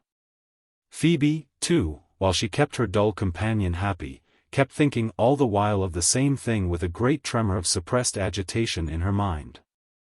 And she did not know what was the next step to take, a reflection which took away her strength. She had taken the bill from her trunk again and replaced it in her pocket. It was safest carried on her person, she felt, but what she was to do next, even Phoebe, so fruitful in resources, could not say. When Northcote came back in the evening she felt that her game was becoming more and more difficult to play. After a brief consultation with herself, she decided that it was most expedient to go in with him, taking her big bodyguard along with her, and confiding in his stupidity not to find out more than was indispensable. She took Northcote to her grandfather's room, whispering to him on the way to make himself the representative of Cotstein only, and to say nothing of Mr. May. "Then you know about it?" said Northcote amazed. "Oh, hush, hush," cried Phoebe, "offer to pay it on Cotstein's part, and say nothing about Mr. May." The young man looked at her bewildered, but nodded his head in assent, and then her own young man pulled her back almost roughly, and demanded to know what she meant by talking to that fellow so. Thus poor Phoebe was between two fires. She went in with a fainting yet courageous heart. "Pay the money," said Tozer, who by dint of brooding over it all the day had come to a white heat, and was no longer to be controlled.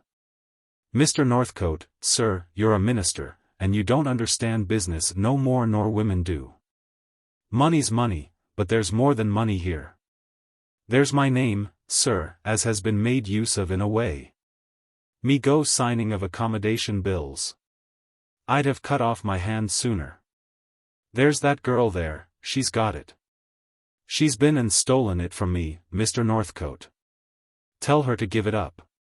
You may have some influence, you as is a minister. Tell her to give it up, or, by George, she shall never have a penny from me. I'll cut her off without even a shilling. I'll put her out my will, out my house." "I say, Phoebe," said Clarence, "look here, that's serious, that is, not that I mind a little pot of money like what the poor old fellow's got. But what's the good of throwing anything away?" "Make her give it up," cried Tozer hoarsely, "or out of this house she goes this very night. I ain't the sort of man to be made a fool of. I ain't the sort of man, who's this coming?" "Some more of your D intercessors to spoil justice," cried the old man, "but I won't have 'em. I'll have nothing to say to them." "What, who? Mr. Copperhead's father?" "I ain't ashamed to meet Mr. Copperhead's father, but one thing at a time. Them as comes into my house must wait my time," cried the butterman, seeing vaguely the group come in, whom we left at his doors. "I'm master here. Give up that bill, you brazen young hussy, and go out of my sight. How dare you set up your face among so many men? Give it up," he cried, seizing her by the elbow in renewed fury. The strangers, though he saw them enter, received no salutation from him. There was one small lamp on the table, dimly lighted, which threw a faint glow upon the circle of countenances round, into which came wondering the burly big Copperhead. Holding fast by the shoulder of Mr. May, whose ghastly face, contorted with wild anxiety, glanced at Tozer over the lamp. But the old man was so much absorbed at first that he scarcely saw who the newcomers were. "What's all this about?" said Mr. Copperhead. "Seems we've come into the midst of another commotion. So you're here, Clar. It is you I want, my boy. Look here, Northcote, take hold, will you? There's a screw loose, and we've got to get him home. Take hold, till I have had a word with Clarence. That's a thing that won't take long." Clarence cast a glance at Phoebe, who even in her own agitation turned and gave him a tremulous smile of encouragement. The crisis was so great on all sides of her that Phoebe became heroic. "I am here," she said, with all the steadiness of strong emotion, and when he had received this assurance of support, he feared his father no more. "All right, sir," he said almost with alacrity. He was afraid of nothing with Phoebe standing by. "Make her give me up my bill," said Tozer. "I'll hear nothing else till this is settled." "My bill? It's forgery, that's what it is. Don't speak to me about money. I'll have him punished. I'll have him rot in prison for it. I'll not cheat the law, you people as has influence with that girl, make her give it me. I can't touch him without the bill." Mr. May had been placed in a chair by the two young men who watched over him. But as Tozer spoke he got up, struggling wildly, almost tearing himself out of the coat by which they held him. "Let me go," he said. "Do you hear him? Rot in prison. With hard labor. It would kill me. And it used to be hanging. My God, my God. Won't you let me go?" Tozer stopped short, stopped by this passion which was greater than his own. He looked wonderingly at the livid face, the struggling figure, impressed in spite of himself. "He's gone mad," he said. "Good Lord! But he's got nothing to do with it. Can't you take him away?"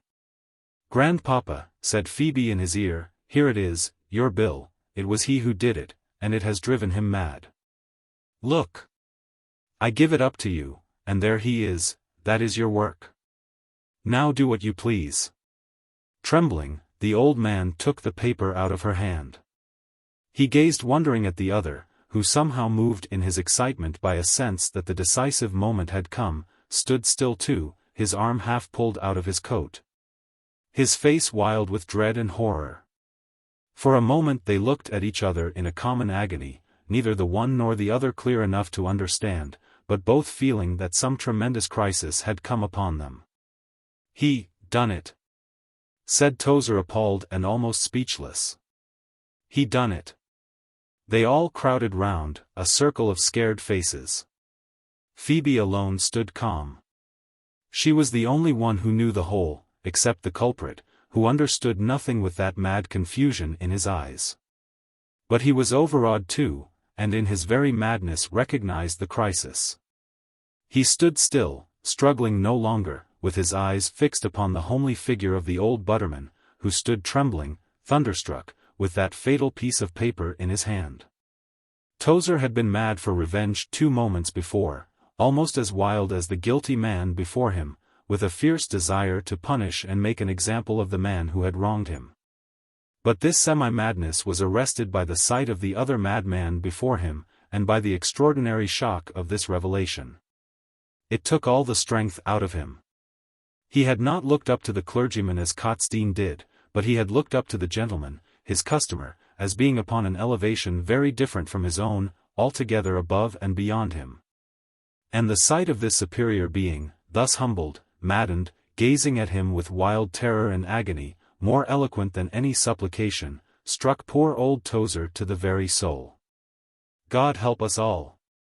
he cried out with a broken, sobbing voice. He was but a vulgar old fellow, mean, it might be, worldly in his way.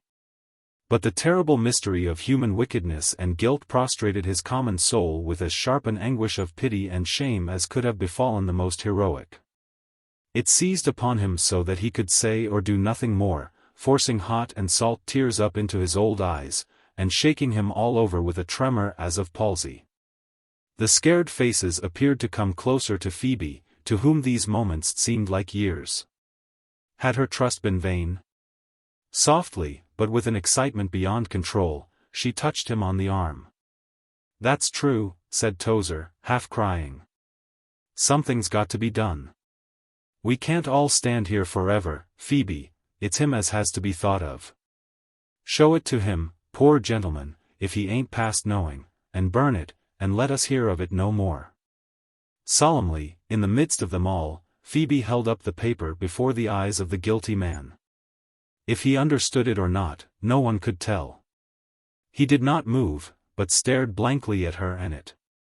Then she held it over the lamp and let it blaze and drop into harmless ashes in the midst of them all. Tozer dropped down into his elbow chair sniffing and sobbing. Mr. May stood quite still, with a look of utter dullness and stupidity coming over the face in which so much terror had been. If he understood what had passed, it was only in feeling, not in intelligence. He grew still and dull in the midst of that strange madness which all the time was only half madness. A mixture of conscious excitement and anxiety with that which passes the boundaries of consciousness. For the moment he was stilled into stupid idiocy, and looked at them with vacant eyes. As for the others, Northcote was the only one who divined at all what this scene meant. To Reginald it was like a scene in a pantomime, bewildering dumb show, with no sense or meaning in it. It was he who spoke first, with a certain impatience of the occurrence which he did not understand. "Will you come home, sir, now?" he said. "Come home, for heaven's sake. Northcote will give you an arm." "He's very ill," Reginald added, looking round him pitifully in his ignorance. "What you are thinking of I can't tell, but he's ill and delirious.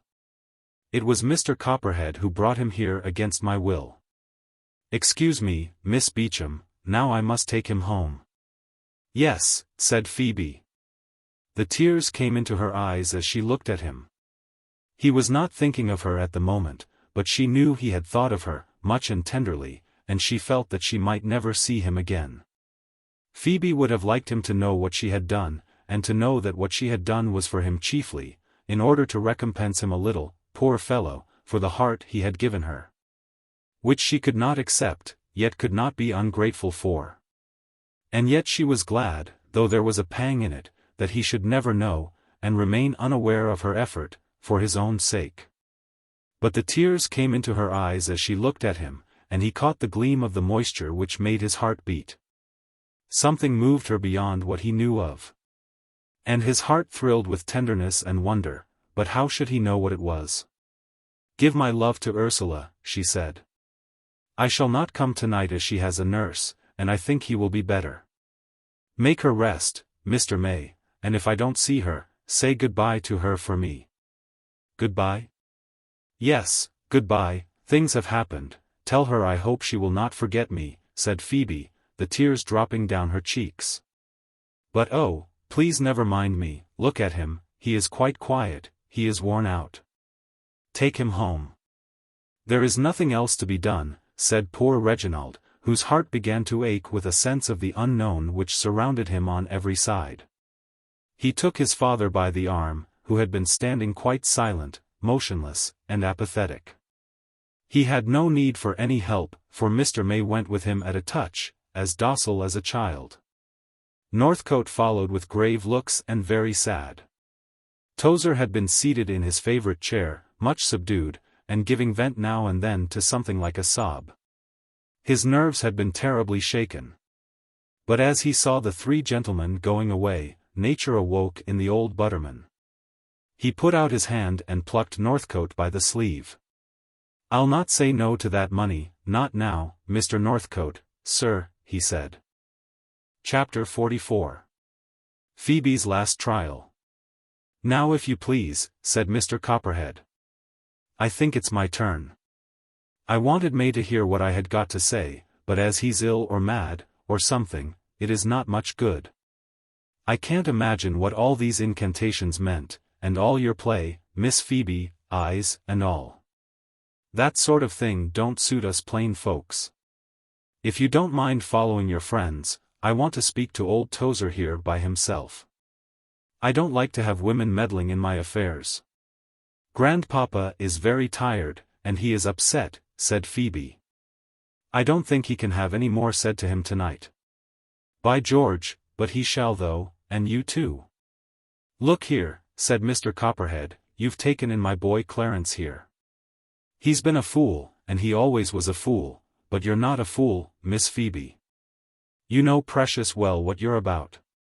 And just you listen to me, he shan't marry you, not if he breaks his heart over it. I ain't a man that thinks much of breaking hearts.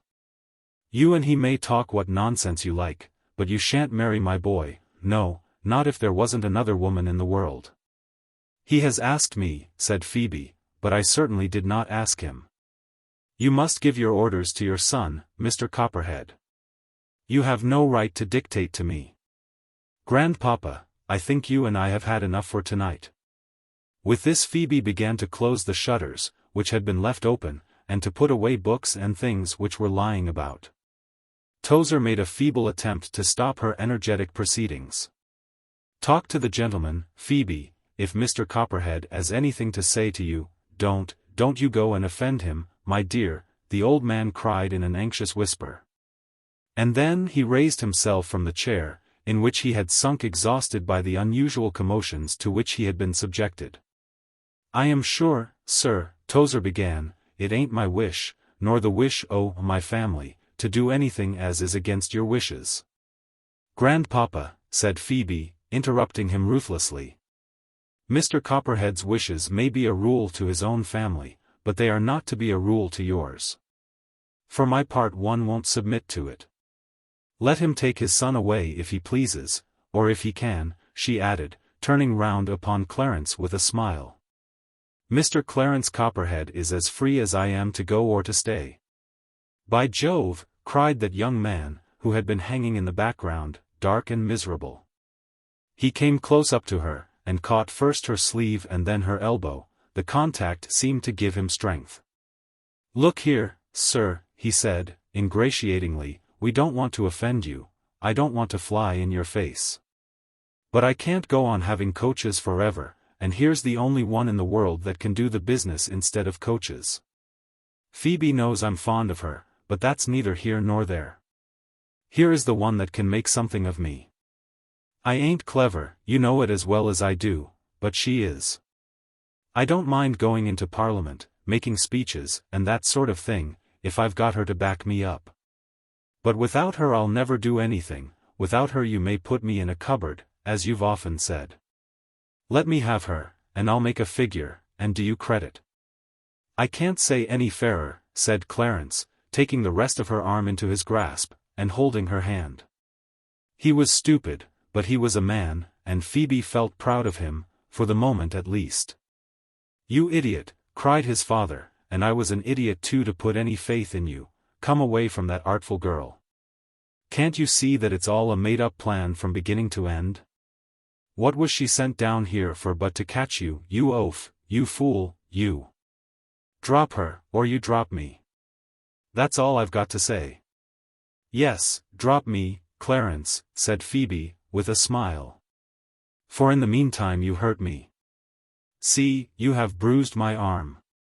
While you settle this question with your father, I will go to Grandmamma. Pardon me, I take more interest in her than in this discussion between him and you. You shan't go, cried her lover, not a step. Look here, sir. If that's what it comes to, her before you.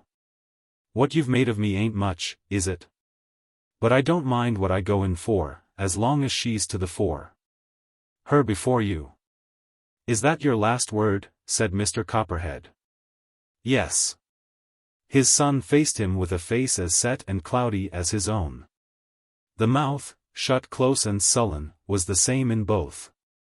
But those brown eyes which Clarence got from his mother, and which were usually mild in their expression, looking out gently from the ruder face to which they did not seem to belong, were now not clear, but muddy with resolution, glimmering with dogged obstinacy from under the drooping eyelids. He was not like himself. He was as he had been that day when Mr. May saw him at the Dorsets, determined, more than a match for his father, who had only the obstinacy of his own nature. Not that dead resisting force of two people to bring to the battle. Clarence had all the pertinacity that was not in his mother, to reinforce his own. Mr. Copperhead stared at his son with that look of authority, half imperious, half brutal, with which he was in the habit of crushing all who resisted him, but Clarence did not quail. He stood dull and immovable, his eyes contracted, his face stolid, and void of all expression but that of resistance. He was not much more than a fool, but just by so much as his father was more reasonable, more clear-sighted than himself, was Clarence stronger than his father. He held Phoebe by the sleeve, that she might not escape him, but he faced Mr. Copperhead with a dull determination that all the powers of earth could not shake. For the moment the father lost his self-control. Then I'll go, he said, and when you've changed your mind, you can come to me, but, here he swore a big oath, mind what you're about. There never was a man yet but repented when he set himself against me. Clarence made no answer. Talking was not in his way. And Mr. Copperhead showed his wondering apprehension of a power superior to his own, by making a pause after he had said this, and not going away directly. He stopped and tried once more to influence the rebel with that stare. Phoebe, Phoebe, for God's sake make him give in, and don't go against Mr. Copperhead, cried Tozer's tremulous voice, shaken with weakness and anxiety. But Phoebe did not say anything.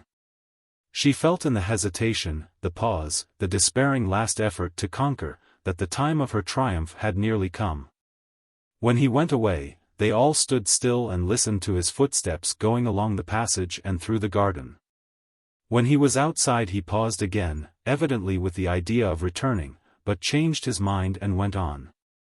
To be left like this, the victors on a field of domestic conflict, is very often not at all a triumphant feeling, and involves a sense of defeat about as bad as the reality experienced by the vanquished.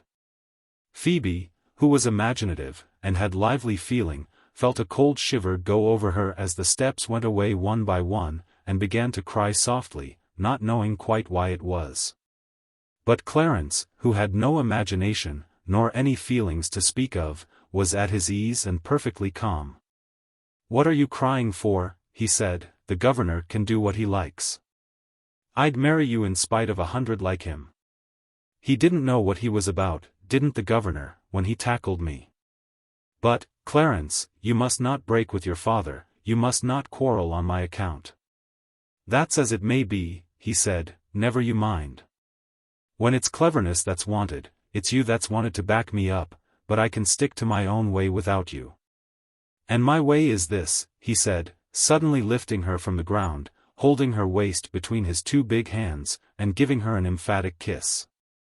Phoebe was silenced altogether when this had happened. He was a blockhead, but he was a man, and could stand up for his love, and for his own rights as a man, independent of the world. She felt a genuine admiration for her lout at that moment, but this admiration was accompanied by a very chill sense of all that might be forfeited if Mr. Copperhead stood out. Clarence, poor and disowned by his father, would be a very different person from the Clarence Copperhead who was going into Parliament, and had a fine position in prospect. She did not form any resolutions as to what she would do in that case, for she was incapable of anything dishonorable, but it made her shiver as with a cold icy current running over. And as for poor old Tozer, he was all but whimpering in his chair. "Oh, Lord," he cried. "A great man like Mr. Copperhead affronted in my humble poos. It's what I never thought to see. A friend of the connection like that, your father's leading member. Oh, Phoebe, it was an evil day as brought you here to make all this mischief. And if I had known what was going on," cried Tozer, almost weeping in his despair. "You are tired, grandpapa," said Phoebe. "Don't be frightened about us. Mr. Copperhead is very fond of Clarence, and he will give in. Or if he doesn't give in, still we shall not be worse off than many other people." But she said this with a secret panic devouring her soul, wondering if it was possible that such a horrible revolution of circumstances and change of everything she had looked for, could be. Even Clarence was silenced, though immovable. He went away soon after, and betook himself to his room at the parsonage, where all his possessions still were, while Phoebe attended upon her grandmother, whose agitation and fear she calmed without saying much. Tozer, quite broken down, retired to bed, and when they were all disposed of, Phoebe went out to the garden, and made a mournful little promenade there, with very serious thoughts. If Clarence was to be cast off by his father, what could she do with him? It was not in Phoebe to abandon the stupid lover, who had stood up so manfully for her. No, she must accept her fate however the balance turned, but if this dreadful change happened, what should she do with him? The question penetrated, and made her shiver to the depths of her soul. But never even in imagination did she forsake him. He was hers now, come good or ill, but the prospect of the ill was appalling to her. She went up and down the garden path slowly in the silence, looking up to the stars, with her heart very full. Phoebe felt that no usual burden had been put upon her. Last night her occupation had been one of the purest charity, and this Providence had seemed to recompense in the morning, by dropping at her very feet the prize she had long meant to win. But now she was down again after being lifted up so high, and a great part of its value was taken out of that prize. Was she mercenary or worldly-minded in her choice? It would be hard to say so, for she never questioned with herself whether or not she should follow Clarence into obscurity and poverty, if things should turn out so. She would never abandon him, however bad his case might be, but her heart sunk very low when she thought of her future with him, without the career which would have made everything sweet. Mr. Copperhead, too, had very serious thoughts on this subject, and sat up long drinking brandy and water, and knitting his brows, as he turned the subject over and over in his mind. Recognizing with disgust, in which nevertheless there mingled a certain respect, that Clarence would not yield, he was as obstinate as himself, or more so. He had gone to the inn, where he was alone, without any of his usual comforts. It was perhaps the first time in his prosperous life that he had ever been really crossed. Joe had never attempted to do it, nor any of the first family. They had married, as they had done everything else, according to his dictation. And now here was his useless son, his exotic plant, his Dresden china, not only asserting a will of his own, but meaning to have it, and showing a resolution, a determination equal to his own. His mother had never shown anything of this. She had yielded, as everyone else had yielded, Mr. Copperhead reflected, to whatever he ordered. Where had the boy got this unsuspected strength? A kind of smile broke unawares over the rich man's face, as he asked himself this question, a smile which he chased away with a frown, but which nevertheless had been there for a moment roused by a subtle suggestion of self-flattery. Where, but from himself, had his gentleman son, as the millionaire proudly held him to be, got that strength of obstinacy? He chased the thought and the smile away with a frown, and went to bed gloomily nursing his wrath, but yet this suggestion which he himself had made was more flattering to himself than words can say.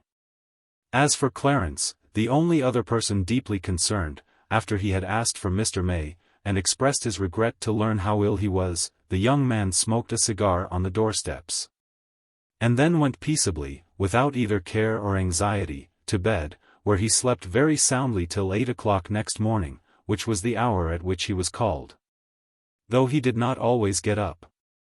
When Mr. Copperhead began the new day, he began it with a very unwise idea, quickly carried out, as unwise ideas generally are. Feeling that he could make nothing of his son, he resolved to try what he could make of Phoebe.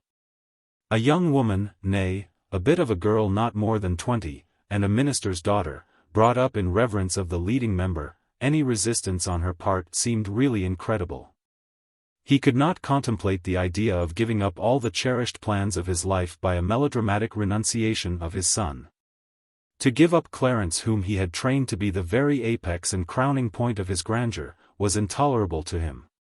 But Mr. Copperhead had heard before now of young women, who, goaded to it, had been known to give up their lover rather than let their lover suffer on their account. And if this had ever been the case, surely it might be so in the present instance. Had he not the comfort of the Beecham family in his hands? Could not he make the Crescent Chapel too hot to hold them? Could he not awaken the fears of scores of other fathers very unlikely to permit their favorite sons to stray into the hands of pastors' daughters? There was nothing indeed to be said against Mr. Beecham, but still it would be strange if Mr. Copperhead, out and away the richest man in the community, could not make the Crescent too hot to hold him. He went down the lane from the George, where he had slept, quite early next morning, with this purpose full in his head, and, as good luck, he thought, would have it, found Phoebe, who had been restless all night with anxiety, and had got up early, once more walking up and down the long garden path, reflecting over all that had happened, and wondering as to what might happen still. What a piece of luck it was! He was accustomed to have fortune on his side, and it seemed natural to him. He went up to her with scarcely a pause for the usual salutations, and plunged at once into what he had to say. "Miss Phoebe, I am glad to find you alone. I wanted a word with you," he said, "about the affair of last night. Why shouldn't you and I, the only two sensible ones in the business, settle it between ourselves? Old Tozer is an old ass, begging your pardon for saying so, and my son is a fool." "I do not agree to either," said Phoebe gravely, "but never mind, I will certainly hear what you have to say." "What I have to say is this. I will never consent to let my son Clarence marry you." Here he was interrupted by a serious little bow of assent from Phoebe, which disconcerted and angered him strangely. This being the case, he resumed more hotly, "Don't you think we'd better come to terms, you and me? You are too sensible a girl, I'll be bound, to marry a man without a penny, which is what he would be. He would be properly made an end of, Miss Phoebe, if he found out, after all his bravado last night, that you were the one to cast him off after all." "He cannot find that out," said Phoebe with a smile. "Unfortunately, even if I could have done it under brighter circumstances, my mouth is closed now. I desert him now, when he is in trouble. Of course you do not know me, so you are excused for thinking so, Mr. Copperhead." The rich man stared. She was speaking a language which he did not understand. "Look here, Miss Phoebe," he said, "let's understand each other. High horses don't answer with me. As for deserting him when he's in trouble, if you'll give him up, or desert him, as you call it, he need never be in trouble at all. You can stop all that. Just you say no to him, and he'll soon be on his knees to me to think no more of it. You know who I am," Mr. Copperhead continued with a concealed threat.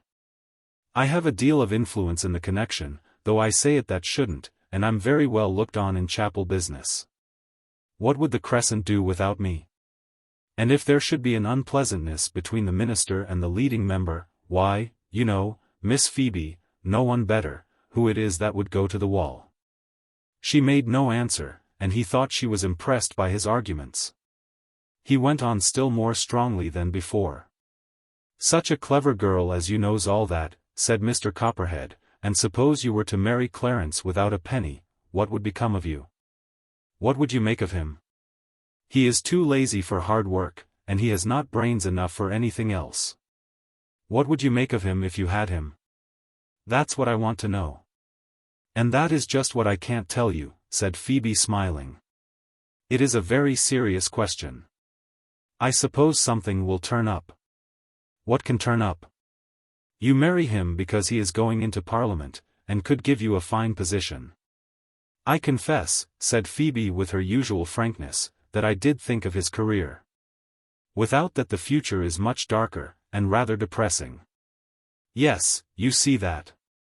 A poor clod of a fellow that can't work, and will be hanging upon you every day, keeping you from working, that you will never be able to make anything of."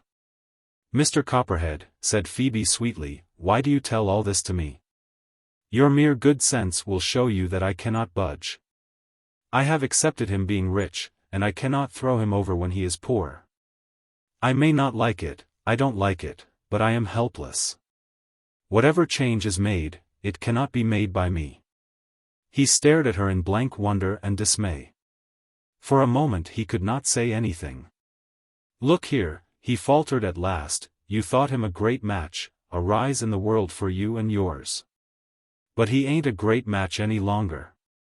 What's the use then of keeping up the farce? You and me understand each other. You've nothing to do but to let him off. You're young and pretty, you'll easily find someone else. Fools are plenty in this world," he added, unable to refrain from that one fling. "Let him off and all will be right. What's to prevent you? I'd not lose a moment if I were you." Phoebe laughed. She had a pretty laugh, soft yet ringing like a child's. "You and I fear, are no rule for each other," she said. "Mr. Copperhead, what prevents me is a small thing called honor, that is all." "Honor? That's for men," he said hastily, "and folly for them according as you mean it. But for women there's no such thing, it's sham and humbug. And look you here, Miss Phoebe," he continued, losing his temper, "you see what your father will say to this when you get him into hot water with his people. There's more men with sons than me. And if the Crescent ain't too hot to hold him within a month, do you think I'll stand it, a beggarly minister and his belongings coming in the way of a man that could buy you all up 20 times over, and more?" The fury into which he had worked himself took away Mr. Copperhead's breath. Phoebe said nothing. She went on by his side with soft steps, her face a little downcast, the suspicion of a smile about her mouth. "By George," he cried, when he had recovered himself, "you think you can laugh at me. You think you can defy me, you, a bit of a girl, as poor as Job? I defy no one, said Phoebe. I cannot prevent you from insulting me, that is all. Which is rather hard, she added, with a smile, which cost her an effort, seeing that I shall have to drag your son through the world somehow, now that you have cast him off. He will not give me up, I know, and honor prevents me from giving him up. So I shall have hard work enough, without any insults from you. It is a pity, said Phoebe, with a sort of sympathetic regret for herself so badly used. I could have made a man of him. I could have backed him up to get on as well as most men. But it will certainly be uphill work now. She did not look at the furious father as she spoke. She was quite calm, treating it reflectively, regretfully, as a thing past and over. Mr. Copperhead tried to burst forth again in threats and objurgations, but in spite of himself, and though she never said another word, the big, rich, noisy man was silenced. He went away, threatening to appeal to her father, which Phoebe, with a last effort, begged him smilingly to do. But this was the last of which she was capable. When she had closed the door after him, she rushed upstairs to her room, and cried bitterly. Everything was very dark to her. If he did appeal to her father, the appeal would spread confusion and dismay through the pastor's heart and family. And what was to become of herself, with Clarence on her hands, who could do nothing that was useful, and could earn neither his own living nor hers? All this was very terrible to Phoebe, and for a moment she contemplated the unheard-of step of having a headache, and staying upstairs. But she reflected that her poor old grandfather had done his duty, at no small sacrifice, according to her bidding, yesterday. And she bathed her eyes heroically, and collected her strength and went down to breakfast as usual. It was her duty, which she must do. As for Mr. Copperhead, he took a long walk, to reflect upon all the circumstances, which were complicated enough to cause him much trouble. He could not give up his cherished scheme, his Member of Parliament, his crown of glory. It was what he had been looking forward to for years. He tried to realize the failure of his hopes, and could not, nay, would not, feeling it more than he could bear. No. Without his gentleman's son, his university man, his costly, useless production, who was worth so much money to him, yet brought in nothing. He felt that he must shrink in the opinion of all his friends, even of his own sons, the first family, who had so envied, sneered at, undervalued Clarence, yet had been forced to be civil to him. And respect their father's imperious will as he chose that it should be respected. What a sorry figure he should cut before all of them if he cast off Clarence, and had to announce himself publicly as foiled in all his plans and hopes. He could not face this prospect. He shrank from it as if it had involved actual bodily pain. The men who would laugh at his failure were men of his own class, to whom he had bragged at his ease, crowing and exulting over them. And he felt that he could not face them if all his grand anticipations collapsed. There was nothing for it but to give in. And on the other hand, this girl Phoebe was a very clever girl, able not only to save the expense of coaches, but to cram the boy, and keep him up better than any coach could do. She could make his speeches for him, like enough, Mr. Copperhead thought, and a great many reasons might be given to the world why she had been chosen instead of a richer wife for the golden boy. Golden girls, as a general rule, were not of so much use. Fortune ain't worth thinking of in comparison with brains. It was brains I wanted, and I've bought 'em dear. But I hope I can afford it, he almost heard himself saying to an admiring, envious assembly. For Mr. Copperhead so far deserved his success that he could accept a defeat when it was necessary, and make the best of it.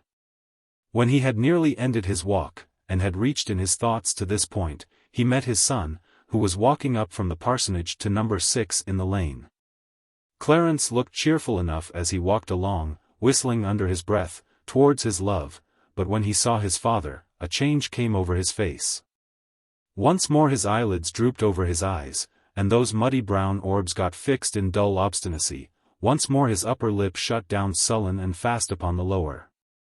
The entire expression of his face changed. Mr. Copperhead saw this afar off, from the moment his son perceived him, and the sight gave to all his thinking that force which reality gives to imagination. The risk he was running became doubly clear. "Good morning, Clarence," he said. "Good morning, sir," responded the other, with lowering brows and close-shut mouth. "I suppose you were coming to the George to me? Come along, I've had no breakfast, and let's hope, my boy, that you're in a better mind than last night." "Look here, sir," said Clarence. "You might as well ask one of those houses to walk with you to the George, and show a better mind. I'm of one mind, and one only.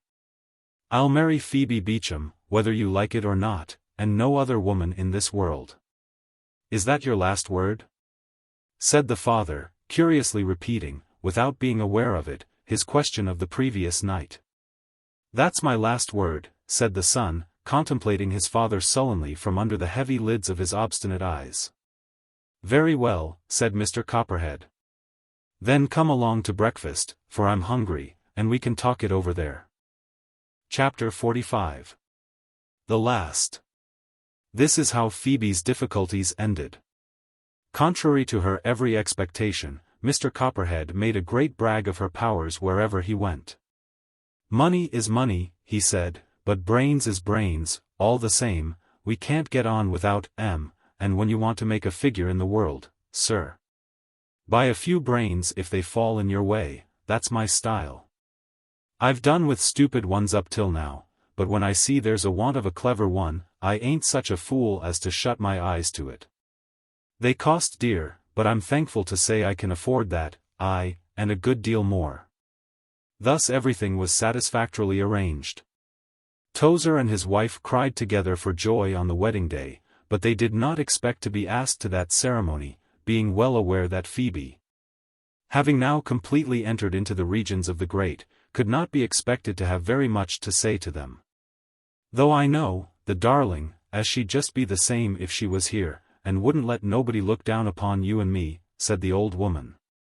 "She's a wonderful girl, she is," said old Tozer. "Wind us all round her little finger, that's what she could do, leastways, except when there was principle in it, and there I stood firm. But I've done things for Phoebe as I wouldn't have done for no other breathing, and she knew it. I wouldn't give in to her though about church folks being just as good as them as is more enlightened. That's agin reason. But I've done things for 'em along of her, ah. She's a wonderful girl is Phoebe, Junior, as I always call her. There ain't her match between here and London, and that's what I'll always say. But we will not try to describe the glory and joy that filled Mr. Beecham's house in the terrace, when Mrs. Clarence Copperhead went back there with all their friends to the wedding breakfast, which was in the very best style, and regardless of expense. Even at that moment it gave Phoebe a little pang to see her mother in the bright colors which she loved, but which made her so much pinker and fatter than was needful. Little Mrs. Copperhead, in dim neutral tints, looked like a little shadow beside the pastor's buxom wife, and was frightened and ill at ease and sad to the heart to lose her boy, who had been all she possessed in the world. Sophie Dorset, specially asked for the purpose with Ursula May, who was a bridesmaid, looked on with much admiration at the curious people, so rich, so fine, and so overwhelming, among whom her father had found it so remarkable to meet not one person whom he knew. "Now, Ursula," she said, "if you had played your cards properly, that beautiful bridegroom and that nice little house in Mayfair, and the privilege, perhaps, of writing MP. after your name some time or other, might all have been yours instead of Miss Beecham's. Why did you let her carry off the prize?" "Cousin Sophie," cried Ursula indignantly. "As if I ever thought of him as a prize. But I know you are only laughing at me. The strange thing is that she likes him, though I am sure she knew very well that Reginald, oh. When one thinks how many people there are in this world who do not get what they wish most, and how many people there are," Ursula paused, involved in her own antithesis. And Sophie ended it for her with a sigh. "Who do, and the one is no happier than the other, most times, little Ursula. But you don't understand that, and as you are going to be one of the blessed ones, you need not take to making reflections, that is my privilege, my dear. Oh, Cousin Sophie, why were not you one of those blessed ones too? Cried Ursula, clasping her arms suddenly round her kind friend. This, be it understood, was after the breakfast was over, and when, in the deep gloom which generally concludes a wedding day, everybody had gone home. The two were in a magnificent large bedchamber in Portland Place, in the vast silent mansion of the Copperheads, where at present there was nothing more cheerful than the bridegroom's soft-eyed mother, taking herself dreadfully to task for not being happy, and trying not to cry. Though there was to be a great dinner and entertainment that night. Don't you know, said Sophie, putting her aside with a certain proud coldness, and a momentary laugh, he I loved proved false. That is to say, in simple language, he turned out so poor a creature that it is very good of me not to despise humanity for his sweet sake. Never mind. If all had gone well, and he had been a real man instead of the sham image of one, I don't suppose I should have ever been among the blessed ones. And who never thought of such mysteries at all. And so you will be, my little Ursula, very happy. I am sure of it, though how you can manage to be happy, my dear, marrying a man who is not a good churchman, it is not for me to say. Cousin Sophie, have I been brought up in a way to make me so fond of churchmen? Said Ursula solemnly. She could not have told how much or how little she knew about her father's behavior, and the shock to his mental system, but vaguely and by instinct there was a great deal that she did know. You have been behind the scenes too much perhaps, said Sophie Dorset, shrugging her shoulders, but don't think any worse of the world than you ought, if you can't think very much better. No class is good or bad, Ursula. Men are but men all over the world. This made Ursula cry, though it is difficult to say why. She thought it cynical, and probably so will the reader. Perhaps Sophie Dorset abandoned the cause of mankind too easily, as most people of her temperament and age are disposed to do. Anyhow, the evening entertainment took place and was very fine, and every honor was done to Clarence Copperhead's marriage, especially by his mother, who appeared in the most lovely satin that eyes ever saw, and diamonds, and almost succeeded all the evening in keeping herself from crying, but not entirely. She did break down when the health of bridegroom and bride was drunk as it ought to be, but recovered herself hastily when the mother on the other side gave her a kiss of sympathy. Though it was an honest kiss, it filled poor little Mrs. Copperhead's mind with the most unchristian feelings, and gave her strength to keep up for the rest of the evening, and do her duty to the last. Nevertheless, Phoebe was the best of daughters-in-law, and ended by making her husband's mother dependent on her for most of the comforts of her life. And Clarence got into Parliament, and the reader, perhaps, if Parliament is sitting, may have had the luck to read a speech in the morning paper of Phoebe's composition. And if he ever got the secret of her style, would know it again, and might trace the course of a public character for years to come by that means. But this secret is one which no bribe nor worldly inducement will ever tempt our lips to betray. Northcote was released from the charge of Salem Chapel directly after these events, by the return of the minister safe and sound from his holiday, to the great delight of the congregation. Though they had not been very fond of their old pastor before. Now they could not sufficiently exult over the happy reinstallment. The other one never crossed our doors from the day he came till now as he's going away, said one indignant member. Nor took no more notice of us chapel folks nor if we were dirt beneath his feet. That time as the meeting was held, when he spoke up again, the sinecure, was the only time as my mind was satisfied, cried another. And a deal came of it after, making friends with the very man he had abused. All his friends was church folks, said a third, he was a wolf in sheep's clothing, that's what I calls him. And a poor moralist as a preacher, with never a rousing word in them things as he called his sermons. We're well rid of the likes of him, though he may be clever. I don't give much for that kind of cleverness, and what's the good of you, minister or not minister, if you can't keep consistent and stick to your own side? The chorus was so strong that the echo of it moved Tozer, who was a kind of archdeacon and leading member too, in his way, where he sat twiddling his thumbs in his little room. I'm one as is qualified to give what you may call a casting vote, said Tozer, being the oldest deacon in Salem, and one as has seen generations coming and going. And as for church and chapel, I've served 'em both, and seen the color of their money, and there's them as has their obligations to me, though we needn't name no names. But this I will say, as I'm cured of clever men and them as is thought superior. They ain't to be calculated upon. If any more them young intellectuals turns up at Carlingford, I'll tell him right out, you ain't the man for my money. I'll say to him as bold as brass, I've been young, and now I'm old, and it's my conviction as clever young men ain't the sort for Salem. We want them as is steady-going, and them as is consistent. Good strong opinions, and none o' your charity, that's what we wants here. Now Tozer had loved clever young men in his day more well than wisely, as everybody knew, and this deliverance carried all the more weight in consequence. And was echoed loudly by one general hum of content and applause. Northcote took this very quietly, but he retired, after he had married Ursula, from the office of pastor, for which he was not fitted, and from the Liberation Society, and various other societies. Coming to see that disestablishment was not a panacea for national evils any more than other things. He was in the habit of quoting his brother-in-law, Reginald May, as the best man he knew, but this did not make him a churchman. For naturally he could not say the same of other members of the same class and family. He was shaken out of his strong opinions. But it is doubtful how far this was good for him, for he was a man of warlike disposition. And not to have something which he could go to the stake for, something which he could think the devil's own stronghold to assail, was a drawback to him, and cramped his mental development. But he was happy in his home with his pretty Ursula, which is probably all the reader will care to know. He paid Tozer's £150. And he made no inquiries, and tried not to ask himself what all that strange scene had meant, and whatever it did mean it was over forever. And nobody asked any further questions or made any revelations on the subject.